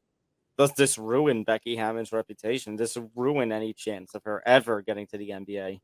Well, go ahead, Nick. I'm sorry. I was just going to say, Becky Hammon basically shut down NBA opportunities. She's like, I don't want to go to the NBA. She basically came out and said that. So that pretty much puts an end to that. Go ahead, John. No, I was gonna say I don't actually remember how Becky I guess was still the coach when of the Aces when this De'Erica Hamby story happened. Oh yeah, I forgot about that. You're right. The whole pregnancy situation. That's what I think this is going back to or return to. Yeah. Well, the WNBA doesn't actually exactly have the best benefits, as we've learned over the years. I remember you and I were talking about that when this first broke. So I think this goes all the way back to the Hamby situation with how she got pregnant. She basically, and then they got rid of her, I think, right? And she signed with another team. I don't remember which, but there's some team that's loaded out there at the WNBA. I remember. I mean, the New York Liberty are loaded. They are loaded. No, that's true. It's Sparks. Sparks. Yeah. That's it. Yeah. But the thing is, I mean, I wonder if this doesn't go far enough, because if this is indeed the case, then how are we not talking about like the GM or, taking it even a step higher? We all know who has part ownership with the Vegas Aces, right? No, it's not part ownership. He owns the team. It is ownership. I'm sorry. You know who is the owner of Davis. Mark Davis. Yeah. The Raiders owner. The Raiders owner. Yeah. Which how ironic is that, by the way? Absolutely. Yeah. But if that's the case, there should be a lot more than a first-round pick and a 2-game suspension coming out of here. Yeah, And again, a lot more people need to be, and a lot more people need to be punished than Becky Hammon. Then, Tom, there you go. That's exactly where I'm going at with here. I kind of wonder if we're not going far enough with this, and I really wonder if Becky, because right now what this is Becky Hammon's being the fall person in this, and I don't really necessarily know if it should be just her that's taking the hit for all this. Oh, so apparently she had comments on DRC Hamby's pregnancy, and that's why she got suspended. Yeah. Well, that doesn't help either if you have comments about it. But at the same time, again, you know what? This is a whole team thing too. I mean, the practices are with the league and stuff. So it should be more than just Becky Hammon that's getting a suspension with this, and more than just a 2025 first round pick that's being rescinded in this situation. It couldn't. This situation was a lose-lose across the league. There was no way to. It was either going to be not enough, or people were just going to keep talking about it regardless. There was no way to make this situation better.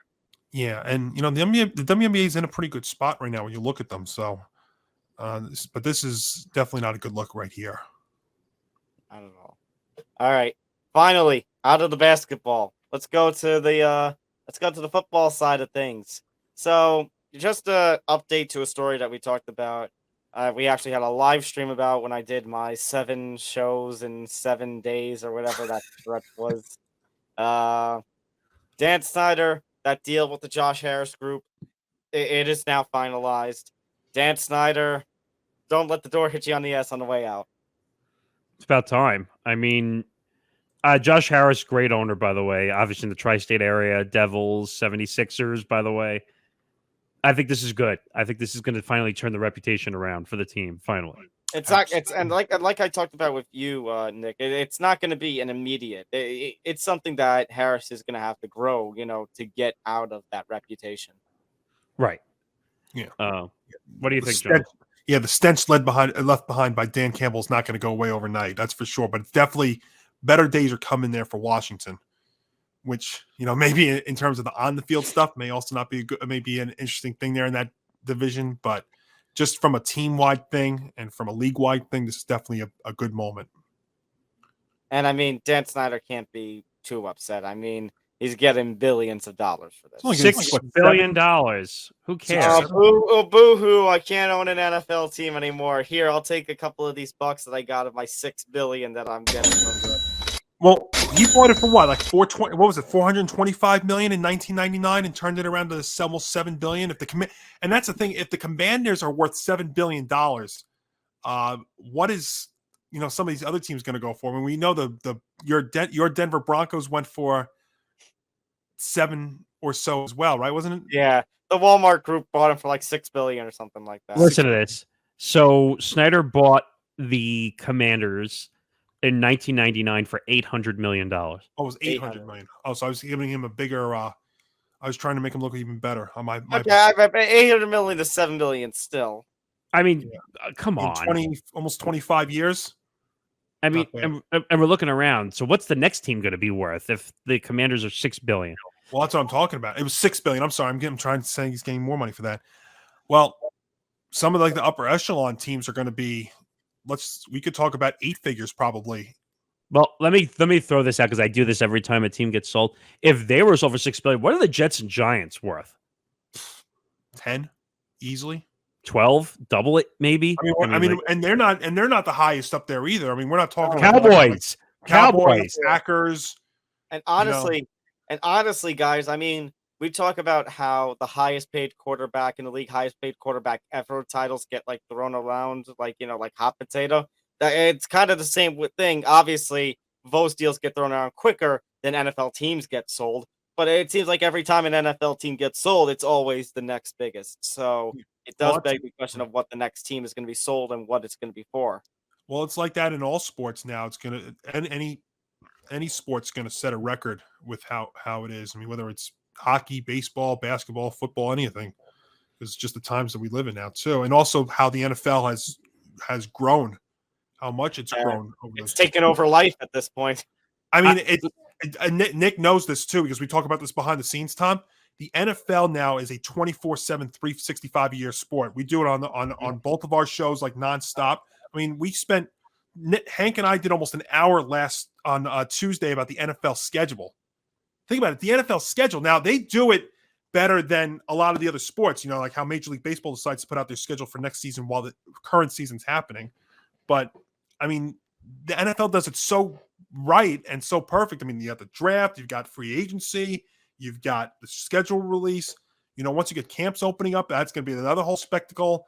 When Knicks, I guess we could still say Knicks Jets are playing the Browns in the Hall of Fame game, that's going to be another thing. I mean, it's every little detail, every little thing that seems so minor has now become major. It's a 24/7, 365-year sport now. It's crazy. I mean, this sport, it's unbelievable. It's like they don't even have an off season anymore. It's like a full year of everything. I mean, but that's why I love MMA. That's why I love combat sports. There is no off season. Combat sports like that. Yep. Right. And basically what I was going to say is it's not a punishment for them. It's almost like Daniel Snyder knew, like, if I just did something, then I'll just get my $6 billion and I can walk away. That it's like a rite of passage for these guys now. Like, oh, I did something. Oh, what's my punishment? I sell my team. I get $6 billion, $7 billion, whatever I get. Robert Sarver, one of the biggest assholes. Here we go again with Sarver. Biggest asshole that you could make in the NBA, besides Donald Sterling. And walks away with how much? $4 billion plus? I think it was like 3 or 4, yeah. It's insane. These guys get away with murder. But you know what? I'll just take my billions and I'll go laugh into the sunset and do something else. Yeah. Oh well. Actually, guess who else is making their way, guys, into ownership supposedly? Let's see here. Okay, I have a little sheet and it says the initials are TB and the number 12. What? Tom Brady? Great. Oh no. Yeah, I saw this. So, great. Supposedly, Tom Brady is working toward to get a minority stake in the Davis-owned Raiders, as we previously mentioned. Wait. What? Who was on crack? Wait, really? Well, see, this is it. There's a thing to this, though, guys. It's not really a surprise that you're starting to see either current or former players getting some sort of stake in teams. But this just feels a little different because this is actually an NFL player, a former NFL player, getting involved with an NFL franchise. Wait a minute. Time out. Is he a former NFL player? I'm going to take his word for it and say yes. And I still believe that in 16 months from now, we are going to see him with Kevin Burkhardt on the NFL and Fox. Well, now we're hearing all these rumors also that he might not take his Fox deal after all this.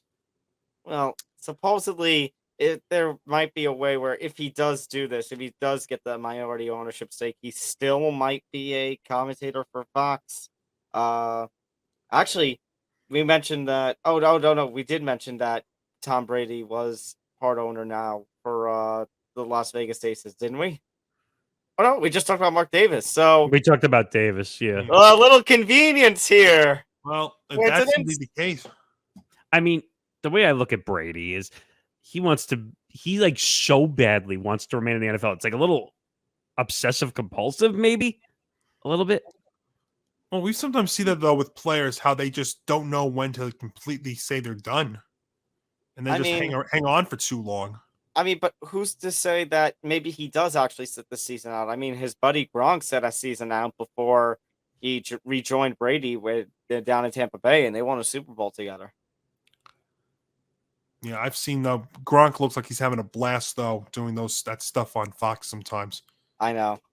Gronk, couldn't you see Gronk being like that guy they add, like, you know who I think Gronk could be the next. I think he could be the next late great Tony Saragusa. I think has that kind of personality, would be that kind of sideline reporter. I miss him. He was great. Like Nick, one of my favorite trios of commentators were Kenny Albert, Daryl Moose Johnston, and Tony Saragusa. Kenny, Moose, and Goose. I mean, they were the best together. I mean, because Saragusa always used to have great sideline reports. Had some fun with had provided an extra like fun part of the broadcast. So And and Gronk has that kind of personality where he could do that. Well, I was gonna say, could you imagine a Fox game where they've got both Brady and Gronk on the broadcasting team? Oh God. I don't know though. I mean, maybe in the preseason I could see them trying that, or at least have them both in the studio. They got to test it out. I think they'll test it out. I don't know. I mean, a little extra fun stuff. I feel like Brady has more of the broadcast. I don't know what the word is. Smarts than Gronk would. Gronk is going to be more of a clown, and I mean that in a nice way. Like, he's very boisterous.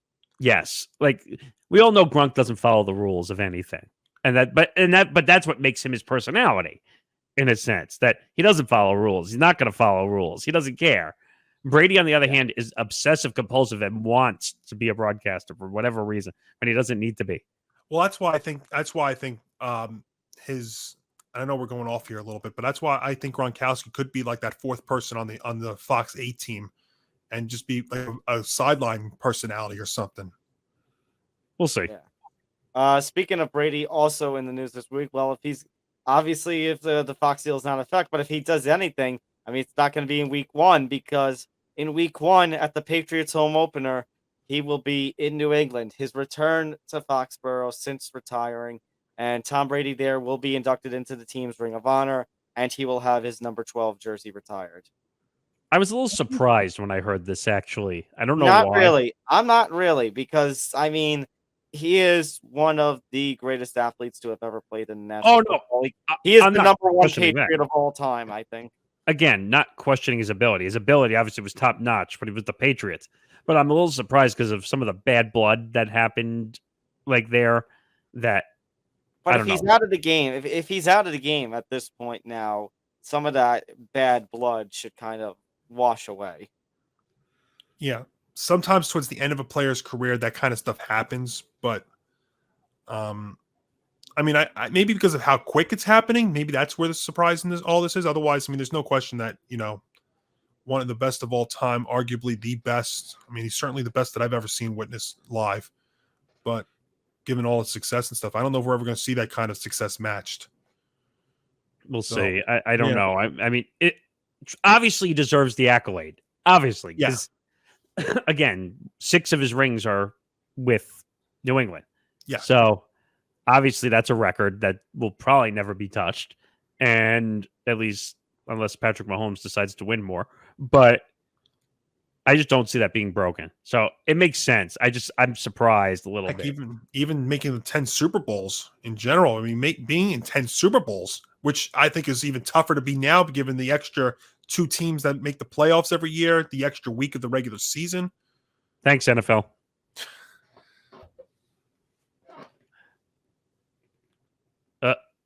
Tom, you're muted. There you go. I don't know why. I don't know why I'm muted. I don't know why. Tony Reale stepped in. We'll get to a story about ESPN later. Yeah. I was going to say, thanks, Goodell. Well, speaking of thanks, Goodell, hey, Nick, I think you're going to be saying thanks, Goodell, in a little second. So I saw Hank's rant on Game On this week. Now I kind of want to see the rant that you're going to go on with this. So NFL schedule dropped. We talked about, last week, Nick, we talked about the game on Black Friday. We talked about all the games that are doubleheaders with the Monday Night Football. The fact that the season's now going to end with Monday Night Football doubleheader instead of the one Sunday Night Football game this year. But now we have an addition. For the first time ever in NFL history, we will have a playoff game that will be exclusively live streamed. So we now have the 3-day weekend for Wildcard Weekend because ESPN now gets the Super Monday game on MLK Day.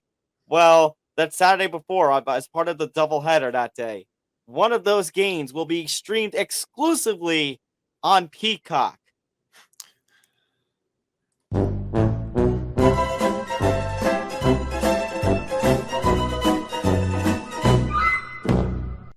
I think you're forgetting one other sound effect, which Hank and I Tom will tell you we used about 10 times on Tuesday this past week. Oh, hang on a second. Hang on. I want to turn the loop on for this because I use it so much.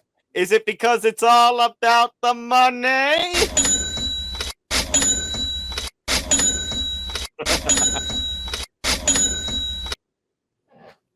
And I just wanted to sing that lyric. Be a millionaire. Yeah. A little Bruno Mars right there. I was thinking of an 80s song. Oh, that. But there is a song about that also. Yeah. All right. Well, Mr. Morgasen, I've been waiting for this. I've been waiting to hear your thoughts on this. This is so crazy. Streaming. No, that's because the NFL could give two shits about the fans and only about taking another $1 billion. Go ask my thought about how Amazon, that they did an 11-year deal for $1 billion a year at $11 billion. They don't care about the fans. We've learned this by now. Anyone who thinks this is for the fans is, I don't know. I can't even think of words right now. Morgasen. They're bullshitting themselves. Morgasen. What? I see you wearing the Yankee shirt. I see, and I know you just got back from Toronto. So, are you going to be watching on Sunday when the Yankees are playing in the Peacock Game of the Week on Sunday? Hell no! Hell no! I have Amazon too, and I don't watch the games. What does that tell you? That's only getting worse too. Nick Morgasen is actually an old man. He's an old soul in a young body. I don't know about that, but my point is, high five, Nick. Yeah, you're right. But I don't want to watch on streaming. I don't care. I just won't watch the games. That's what people are doing. You're making it harder for people to watch games. Hey, who knows? I mean, there's a couple of games. There actually is going to be one regular season game that's streamed exclusively on Peacock on what I like to call Christmas Eve, December 23rd. Well, that's just stupid. But anyway, that's one of the games we wanted to do, by the way. Go figure. But my point is, this whole streaming nonsense is not about... They're saying it's to make it easier to find streaming options for the fans. It's not about the fans! It's about the money! Oh, man, I wasn't ready for that. There we go. I didn't hear it. There it is. There it is. It's all it is! Roger Goodell looks at that bottom line and just says, it's all about the money, money, money. It's all about the money, money, money. Where's Jesse J? Where's that graphic? Where's Jesse J when you need it? I need that song. We can't play it. For copyright reasons, we can't play it. But there you go. I'll just steal from Game On now. But I'm serious, though. Go get me a Jesse J song and that lyric where they just say it's all about the money, money, money. It's all about the money, money, money. I know I would look like a fool, but I don't care. That's my point. It's all about money. I can't wait. Days. What? No, I was thinking of another the Apprentice song. The OJs. The OJs. That's it. And my lyric I was singing was from "I've Done Everything from You," where they have that line, "I'll be a millionaire," but we do something with my '80s friends where we just like do that exactly. It makes me think of the Bruno Mars song. I want to be a billionaire, so freaking bad. Yeah, I mean, like that's all it is. Look at what we've got off into. This is. Why do I feel like this is going to end up on TikTok or YouTube Shorts at some point when this episode airs? My point is that this is a shithole going to nowhere. My point is good luck to all the 50, 60, 70-year-olds who have no idea how to operate the streaming devices. I mean, where's the remote control? Where's the remote control? Hey, but you know what?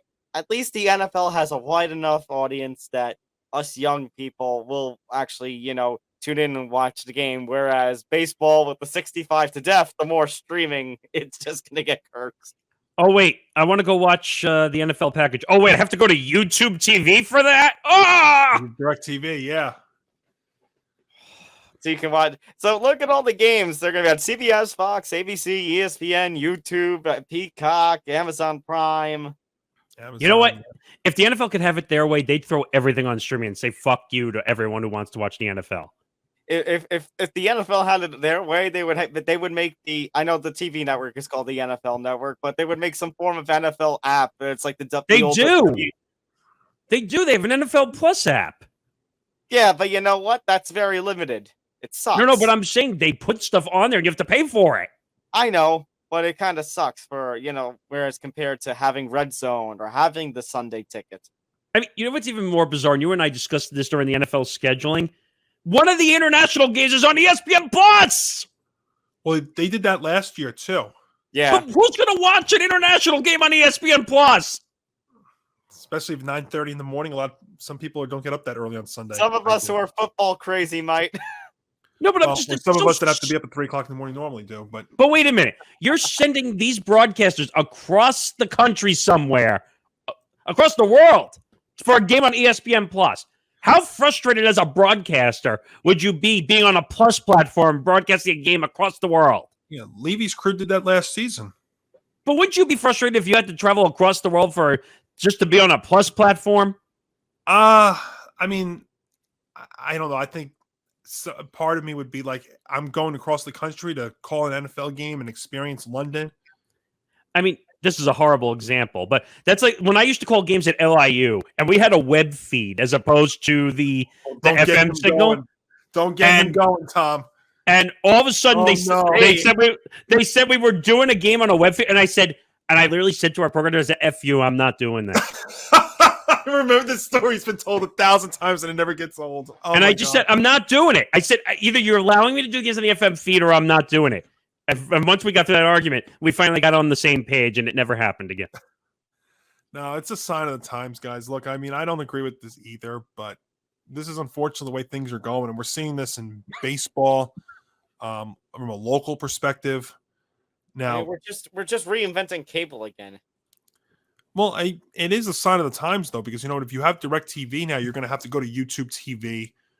And this is, by the way, this is going to be the Saturday night game that they're going to be putting on the yeah, because I think even on the Christmas Eve day, the week 16, I think it's Bills versus Chargers. I think that's going to be a night game too. I think that's an 8:00 start. And by the way, I just thought of one other thing. What about the bars? Well, okay, so I'm not sure because everybody's different now. I go to one every Sunday for the NFL, and the whole DirecTV thing now. This is something totally different. They have an agreement with the bars and restaurants. With businesses, I think they do have an agreement, so it's a little bit different. I don't know though that works for everything because that's DirecTV. This is Peacock we're talking about. So, of course, that's always the first thing I think about is, the local restaurants and businesses. And, Saturday night, people will be out watching the game, especially if your team's in it. Because because for us instantly, what if it's the Jets? What if it's the Giants? They could very well be playing on wild card weekend next season. Yeah. And I mean, just to give the for certain example, that week 16 game, Bills Chargers, I would definitely think that there will be a lot of fans who would want to watch that game. Josh Allen versus Justin Herbert, two teams who are probably going to be in the playoffs. I mean, not that I don't want to spend more time than we have to. I'll just throw it out here and I'll dangle the carrot, but we won't talk about it. Is the Black Friday game. Okay? The Black Friday game at what, 3:30 p.m. you told me, or 3 p.m.? 3 o'clock. Who the hell is watching that on Black Friday? I'll end it with this. Those of us who have Black Friday off. No, I have to tell you this because Black Friday is usually a big college football day. But to be fair, I think that is the perfect time that they put that game on because, if you are going out if you're going out shopping first thing in the morning, which a lot of people don't do anymore, it's Black Friday's changed. You're not going out at night. It's in the afternoon. I mean, it's actually literally the perfect time. And it's not going to really interfere with college games because they'll either be just coming to the end or because there's usually those windows that start up. It actually really does work. And you know what? 6 months from now, we'll reassess this, but I think it does have the potential to work. Oh, well, we'll see what happens. All right, where are we going? Off to hockey. So I guess this is going over to Johnny and I's world. So second round recap and conference finals. Johnny, I don't know how you feel. Do you feel kind of happy that the Devils got spanked by the Hurricanes in the second round, or do you feel like it's just another blown opportunity and makes you feel more frustrated? Because I think I feel the latter as a Ranger fan. I don't know because Tom, I'll tell you, I was shocked how dominant the Hurricanes were. I thought that I actually thought the Devils had a good chance against Carolina because they were really banged up, were the Hurricanes, and they just absolutely destroyed them. I felt like the Devils ran out of gas like the Rangers did in some Yeah. ways. So I'm Actually, not, if this Rangers team would have I would have faced Carolina. I don't know, and that's kind of like why I was when you posed that question to me a few episodes back about if I wanted to play the Devils or the Hurricanes. That's why I said I'd rather play the Devils.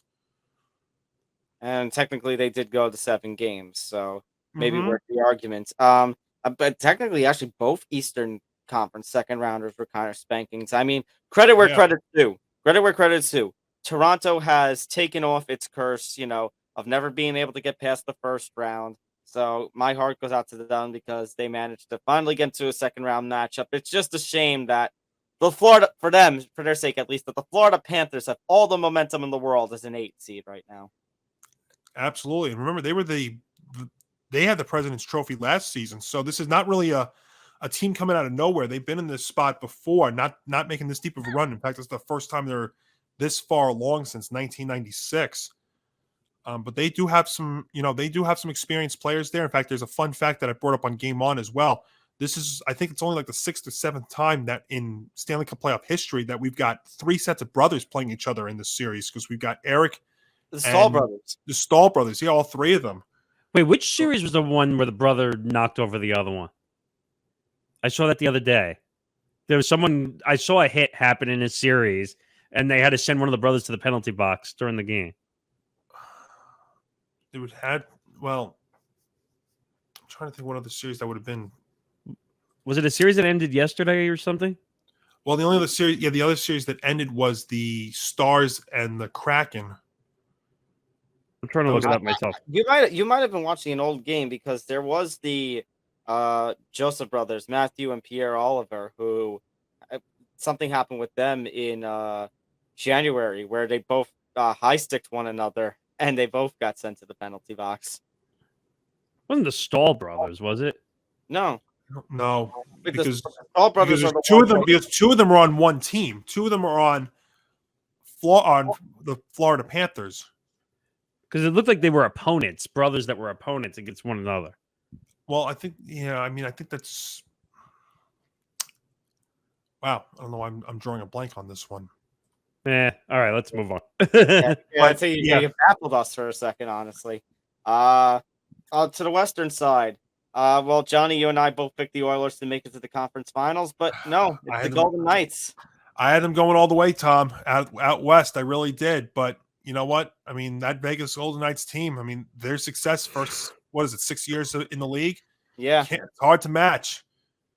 I was really hoping for a Golden Knight Kraken finals. Yeah, I was too. I said that last week with Nick. And those 2 teams will meet each other in the Winter Classic in 2024 in Seattle. Oh, that's gonna be fun. Yeah, actually, that was supposed to be one of our big stories before the DeMar Hamlin story in January. But yeah, I mean, let's look. You give Vegas a lot of credit. I mean, what they've done these first 6 years. Remember their first year in the league, they made the Cup Finals. I think now they've got a chance to go back there again. But Dallas is very, very dangerous, guys. Mm-hmm. So, I mean, they've got Joe Pavelski, who's already had a 4-goal game in these playoffs. They've got Sagan. They've got some guys to watch here too. I'm really both of these series are going to be great. I think the Western Conference has a great chance to make it to go long though. I think it is going 7, to be honest with you. I really do because that high-powered. That's the one thing. One of the things we've seen here in this Stanley Cup playoffs is a lot of offense. We were talking about in the NBA with the offense that's being put up in the NBA playoffs. Well, the Stanley Cup playoffs. I mean, you're seeing 5, 6, 7 goals scored per game like it's nothing. You've seen a lot of goalie changes, which is very, very rare. Usually, the playoffs are very low scoring. They're very good defensive battles with great goaltending. That's how a lot of these teams that are lower seeds make these deep runs are getting a goaltender hot at the right time. But it's been all about the offense in the playoffs so far. Yeah. And that Western Conference, Tom, can you see that Western Conference being like 5-4, 6-5 almost every game? Something like that. Something like that, honestly. As far as who I'm gonna pick, though, I mean, that's a tough one. I think I'm more confident in an Eastern Conference pick than a Western Conference pick. I mean, Jonathan Quick, who is always delivering when it comes to the Golden Knights, and I think Jack Eichel, who has been, I mean, you gotta feel for Jack Eichel after all the suffering that he had in that terrible Buffalo organization to make it Absolutely. here. Like, it is a fantastic turnaround for him, and he gets a big opportunity here to put a mark on. Carlson, Stevenson, Marshall. I do like what the Golden Knights have to offer, but the Dallas Stars are just consistently in what seems like year after year. And I think the year that they had the bubble in Canada with the 2020, that they were the runner up. They were the Western Conference participant, but fell short to the Lightning that year. Mm-hmm. Yeah. I wouldn't be surprised with these teams. I'm giving the slight advantage to Vegas, though. I am. I feel like they've been down this road before. I mean, I like the way that they've been scoring. I mean, they really also held in check Leon Draisaitl and Connor McDavid there at Edmonton, who are the best duo in the league this year. And if they could do that again, I think they're going to get out of the West. I'm going to take the Golden Knights in 6 out West. I'm going to take the Golden Knights in 7. My question is going to be, when it comes to the Stars, Jason Robertson. How are the Vegas Golden Knights going to shut down, one of the guys who had over 100 points in this season?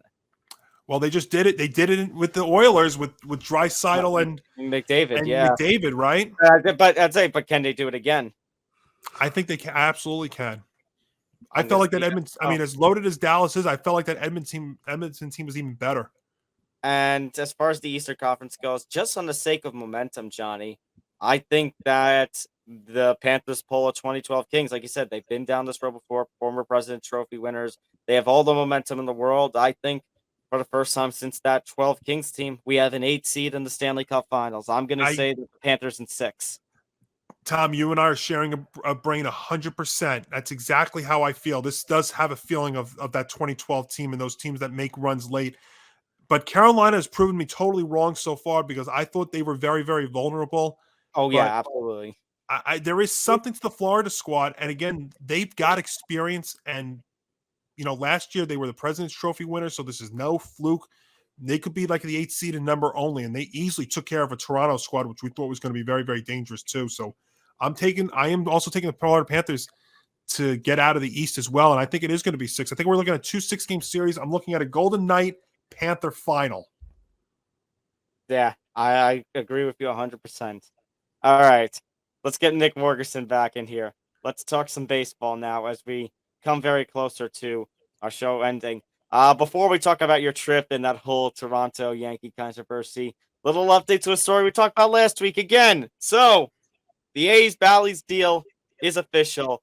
A 30,000-seat stadium to be built on the current site of the Tropicana Hotel, one of the most famous and long-standing Rat Pack hotels, is going to be torn down on that Las Vegas Strip in favor of this 30,000-seat A's stadium, a project that costs $1.5 billion.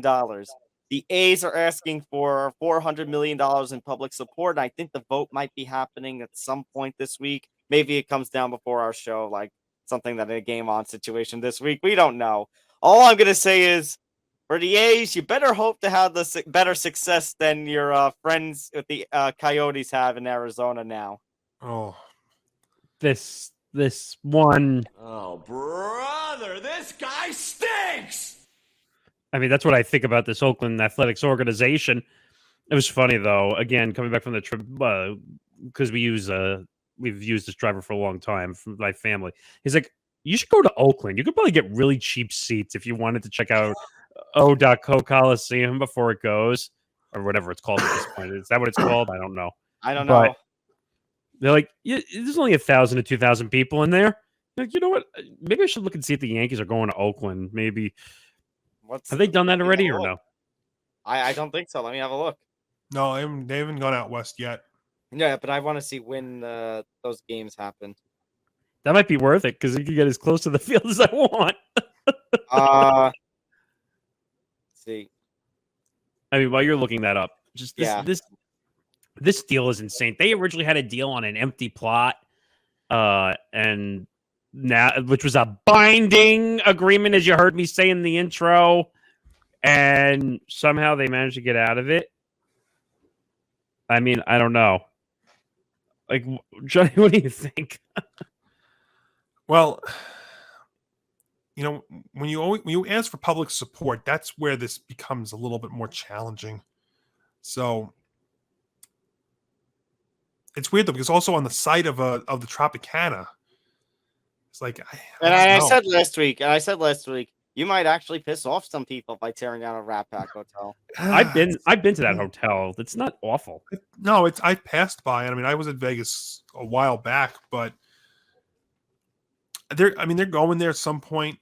But this seems like it's going to be a little bit of a tougher thing to sell than other things. What's that this time? June 27th through June 29th, the Yankees will be visiting Oakland. I might have to jump on that now.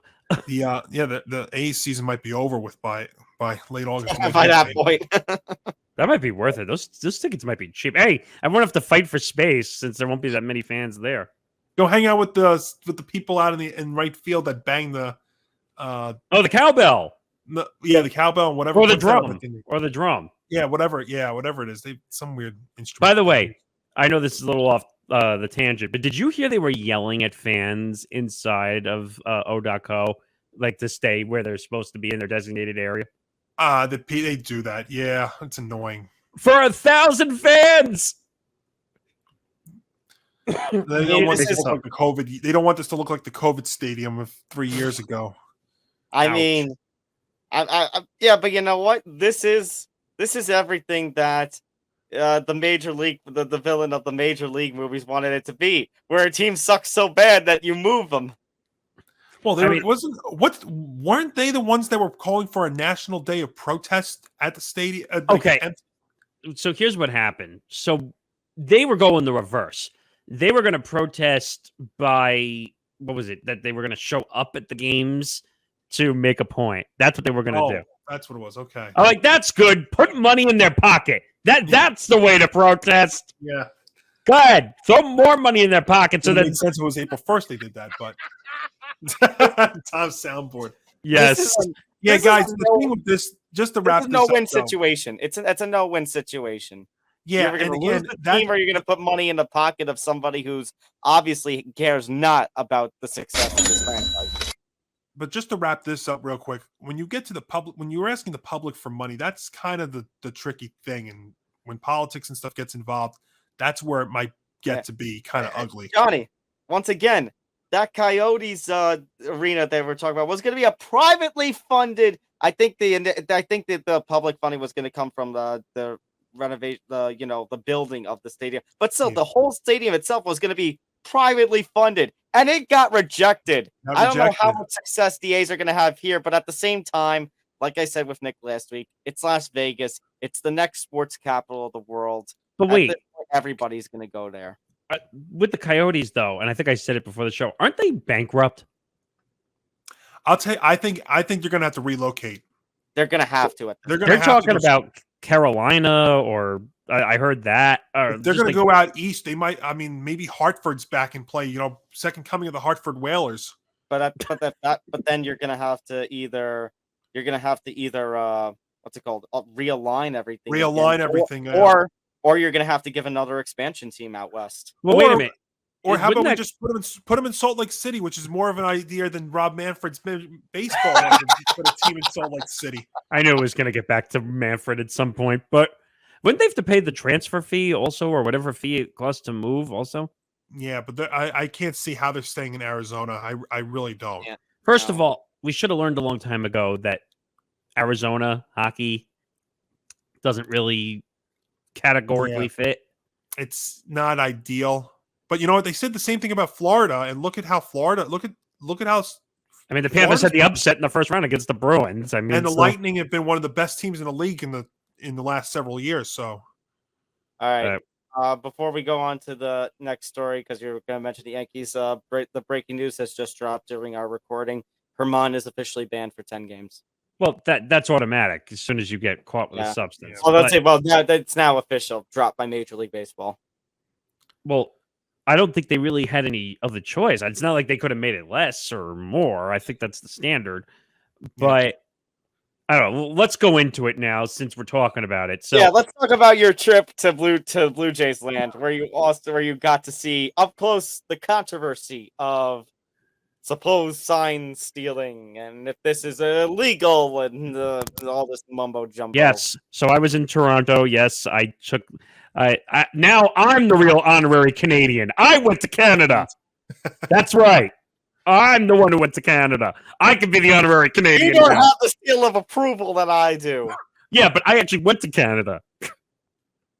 See, All right, I gotta make a trip up to Canada then at some point. Yes. I was there a long time ago. so I went to game 1 and game 2. Great games. Yankees both won. Not without controversy. Obviously, not game 1. They won game 2, which they won a lot more controversy. Domingo Germán obviously out with substance issues, and this is not the first time that this has happened. I'm literally watching the umpires as he's coming out of the dugout. The rules are after every half inning, you get checked to make sure you don't have a substance on your hand, on your glove. They got him on the way out, going to the dugout, going to the mound, and after the game. And Johnny, I think you said this. Correct me if I'm wrong. You said it's the same umpiring crew, right? That caught him the first time. Yes, remember when the situation with Germán happened against the Twins at the stadium earlier in the season? It's the same umpiring crew. Okay. Duh, dumbass. But if you know it's the same crew, why would you do it? Why would you do it again? Period. Knowing you have a reputation. I don't know, guys. You know what? He had been pitching, and the weird thing is he's been pitching so well, and now you wonder, has he been helped by all of this? But now you wonder when he comes back, is this going to be a classic case of he's not the same? It won't be. And I it's can't help. But you mentioned reputation. I can't help but think of that 2019 team and how I basically feel, and a couple of people that we know, Nick, have basically felt the same way, that he was maybe not the sole reason, but one of the reasons that the Yankees fell so short and fell to the Astros in that ALCS was not having Germán when he had the domestic violence situation. well, yeah, you could say something about Chapman also, but Yeah, that season, 2019, Germán was the 20-game winner. oh right. But I'm just saying, like you could say the same thing about Chapman for past season, but the Yankees have always had weird instances with their pitching situations the past 3 to 4 years. Whether it's Weird injury, instances with their pitching. I mean, Brian Cashman just sucks with pitching in general. well, that too. But my point is that it's either injuries, it's domestic violence, it's cheating. But that's the thing. It's like how much, and I bring up Cashman, how much more of this can we take as Yankees fans? How much you can't. You can't. But the problem is because he's dynastied, he's not going anywhere. But clearly he needs some sort of advisor to help him guide to how we develop a pitcher around these parts. Well, that's the problem. He doesn't know how to develop any pitching. That's Or the trade problem. for any. Or trade for any. pitching. You want to go down that road, that's perfectly fine. That he doesn't know how to develop or trade for pitching. But just to go back to this incident, umpire catches him, one umpire, then 2, 3, 4. All of them are around him. Then obviously Aaron Boone comes out, and then you see the ejection. And I thought the Yankees were going to lose the game right after that because But Aaron Judge in the clutch. yes. And when I tell you that, and I'm going to say this, Blue Jays fans are some of the biggest disgraceful fans I've seen around Major League Baseball. Because what was it, game 1 that he was looking in the dugout for the signs, and they thought he was cheating. Cheating. Here's what I'm going to say. Sign stealing is not cheating. It's gamesmanship. It's gamesmanship. Especially when your pitcher has now come out and admitted he was tipping his pitches and got sent to AAA as a punishment. Yes, and that came out later on Wednesday, and this was so crazy. And the fans around me, for the time I walked in for game 2 of the trip that I was on, cheater, like the whole game around me. I was game 1. I was around a bunch of Yankee fans. I was able to survive in game 1. But in game 2, it was all Blue Jay fans. It was crazy. And I never do this at a game. I was explaining this to Johnny beforehand. When that 448-foot blast, which broke the sign over the batter's eye in center field, majestic blast, seeing that in person, I literally got out of it and said, "Take that, Blue Jay fans, and shove it." And every Blue Jay fan in my section looking at me, but I was just tired of it.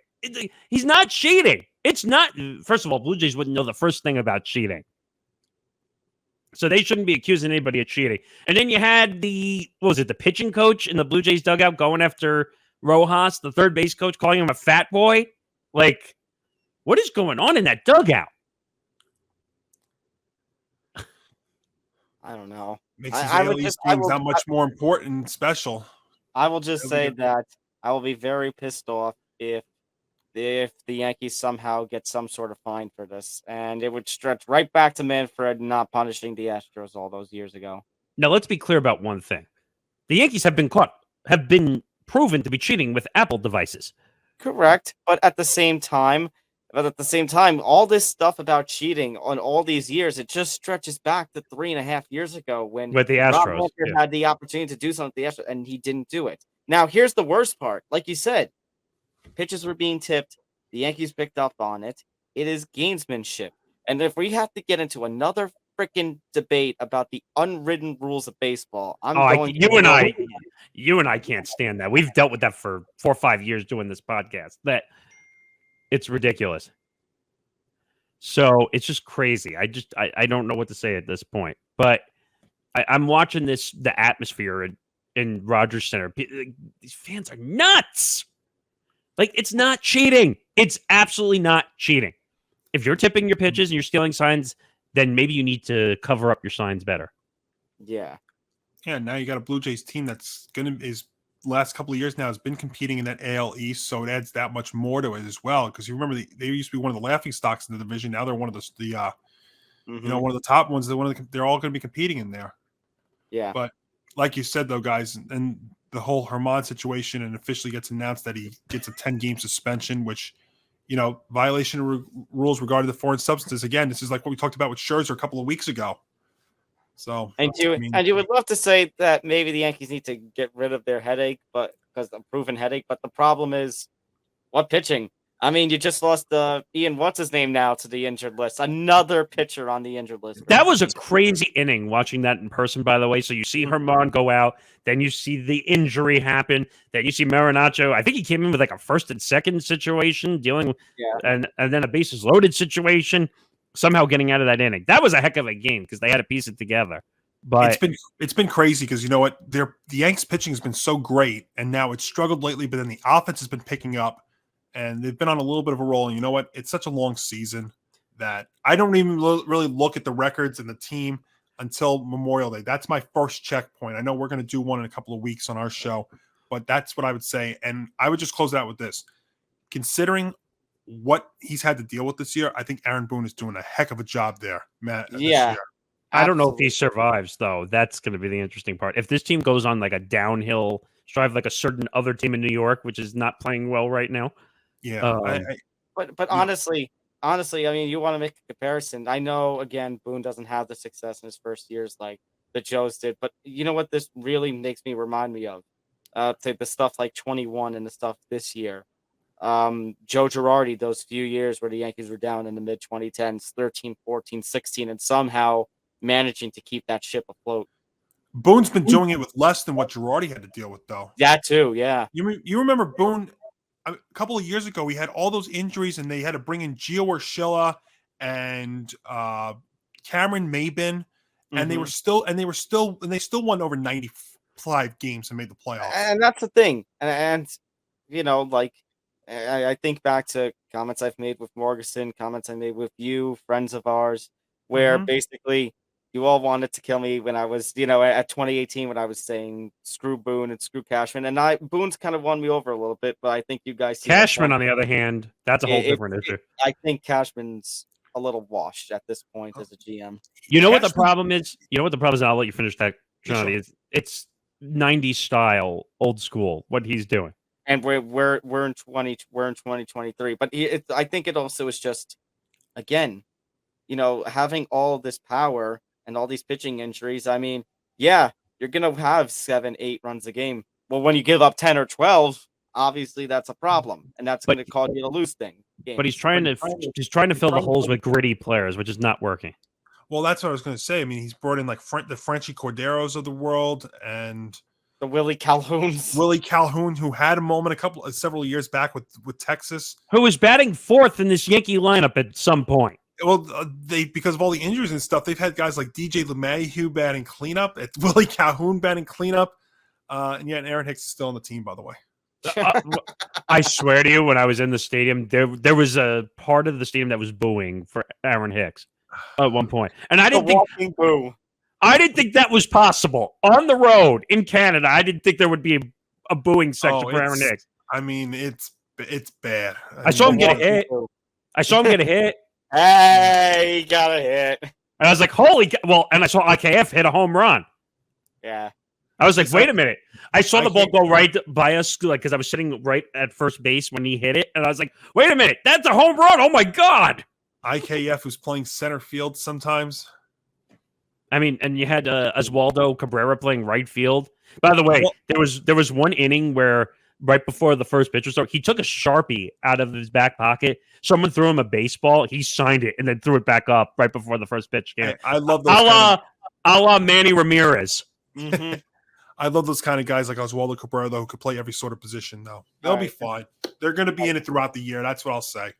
All right, let's quickly wrap up one last thing here. Pat McAfee. The McAfee Show is going to ESPN. Mega multi-million-dollar deal. Well, I can't even say this is a money thing because, believe it or not, his FanDuel deal was worth a lot more than this. Yeah. Now, again, undisclosed amount, don't know the money, but he's giving up his freedom. Let's just put it that way. It's plenty of years and plenty of dollars. I mean, supposedly the show's format's not going to be changed. He just says he can't say as many F-bombs. First of all, the swearing's got to go away. Well, they're saying it's going to the YouTube channel. So if that's the case, then they should be allowed to do what they want. But we all know it's the big Mouse's channel. So, image. Or you know what? Those people that are working production and stuff are going to have the Blipinator ready at all costs. You know what's insane? They want to take an hour of the show and put it on ESPN. How the heck are they going to do that? Maybe those will be like the ones with all the interviews and stuff. I mean, I know, your buddy Rogers is still there. So no, but I'm saying ESPN's going to destroy that show because you know what they're going to do? They're going to put all their analysts on that show again, and it's not going to be the Pat McAfee Show anymore. Yeah, well, we're not going to have Ian Rappaport reports. We're going to have Adam Schefter reports. Or are they going to have Aaron Rodgers anymore, though? Nick, here's what I'm going to say. Right now, we don't know what's going on with the McAfee Show. I mean, we have ideas, but we need to see how it is with ESPN. So my advice to you is RELAX. But see, kind of those tie in because McAfee does do is on College Game Day in the fall. Yes, he was already contracted to College Game Day. Yeah, so I mean, he's already been that, and he's been fantastic over there. So he is good. I'll give him that. But I love the Game Day crew. So I guess that means he's technically a full ESPN employee now. I guess that means that would be the thing. Yeah, I just don't understand it. He gave up $120 million a year from FanDuel to go to ESPN. Oh. What do I know? We'll see. All right. Yeah. Time to close the show. A lot we went through 2 hours. So make sure to hit that like button, subscribe, hit the notification bell so you get notified of everything here at the Empty the Bench Network. Us, Game On, MMA Outsiders, so much more. Follow us across social media, Facebook, Twitter, Instagram at ATB Sports. Follow the network, Facebook, Twitter, Instagram, and TikTok at ETB Network. You see our social media scrolling across the bottom. We actually had those under our name tab throughout the show as well. YouTube.com/ETB Network. Make sure to subscribe. If you don't want to see my ugly face, Nick's ugly face, Johnny's face, you could just go to. I was say my backdrop. You maybe didn't want to see. I'd be understandable. Make sure you check out our show with audio only. You could take ETB on the road with you in your car, at work, while you're on the run, And you can, listen on your favorite podcasting platforms, Acast, iHeartRadio, Spotify, Stitcher, all that. If you are listening on those platforms, make sure to check out the YouTube channel as well. And make sure to check out etbpodcast.com for all the information about the network and cranking out those blogs. Thanks, Hank and Jen. I was going to say, to take it back to a music reference, you could say we're a band on the run. I like that. But, All right. Good one. but one last thing, there will be an announcement in a couple days for a new show. I won't say it yet. I won't say it yet. It is a sports show. Yes, I will. That's all I'm going to say right now. But it will help this show. It will help Game On. It'll help the blogs. There's an announcement coming in a few days. Just stay alert. Woo! Yep. All right. For Johnny and Nick, I'm Tom. We'll see you next week. Take care, everybody. Good night, everybody. See you next week. Night, friends.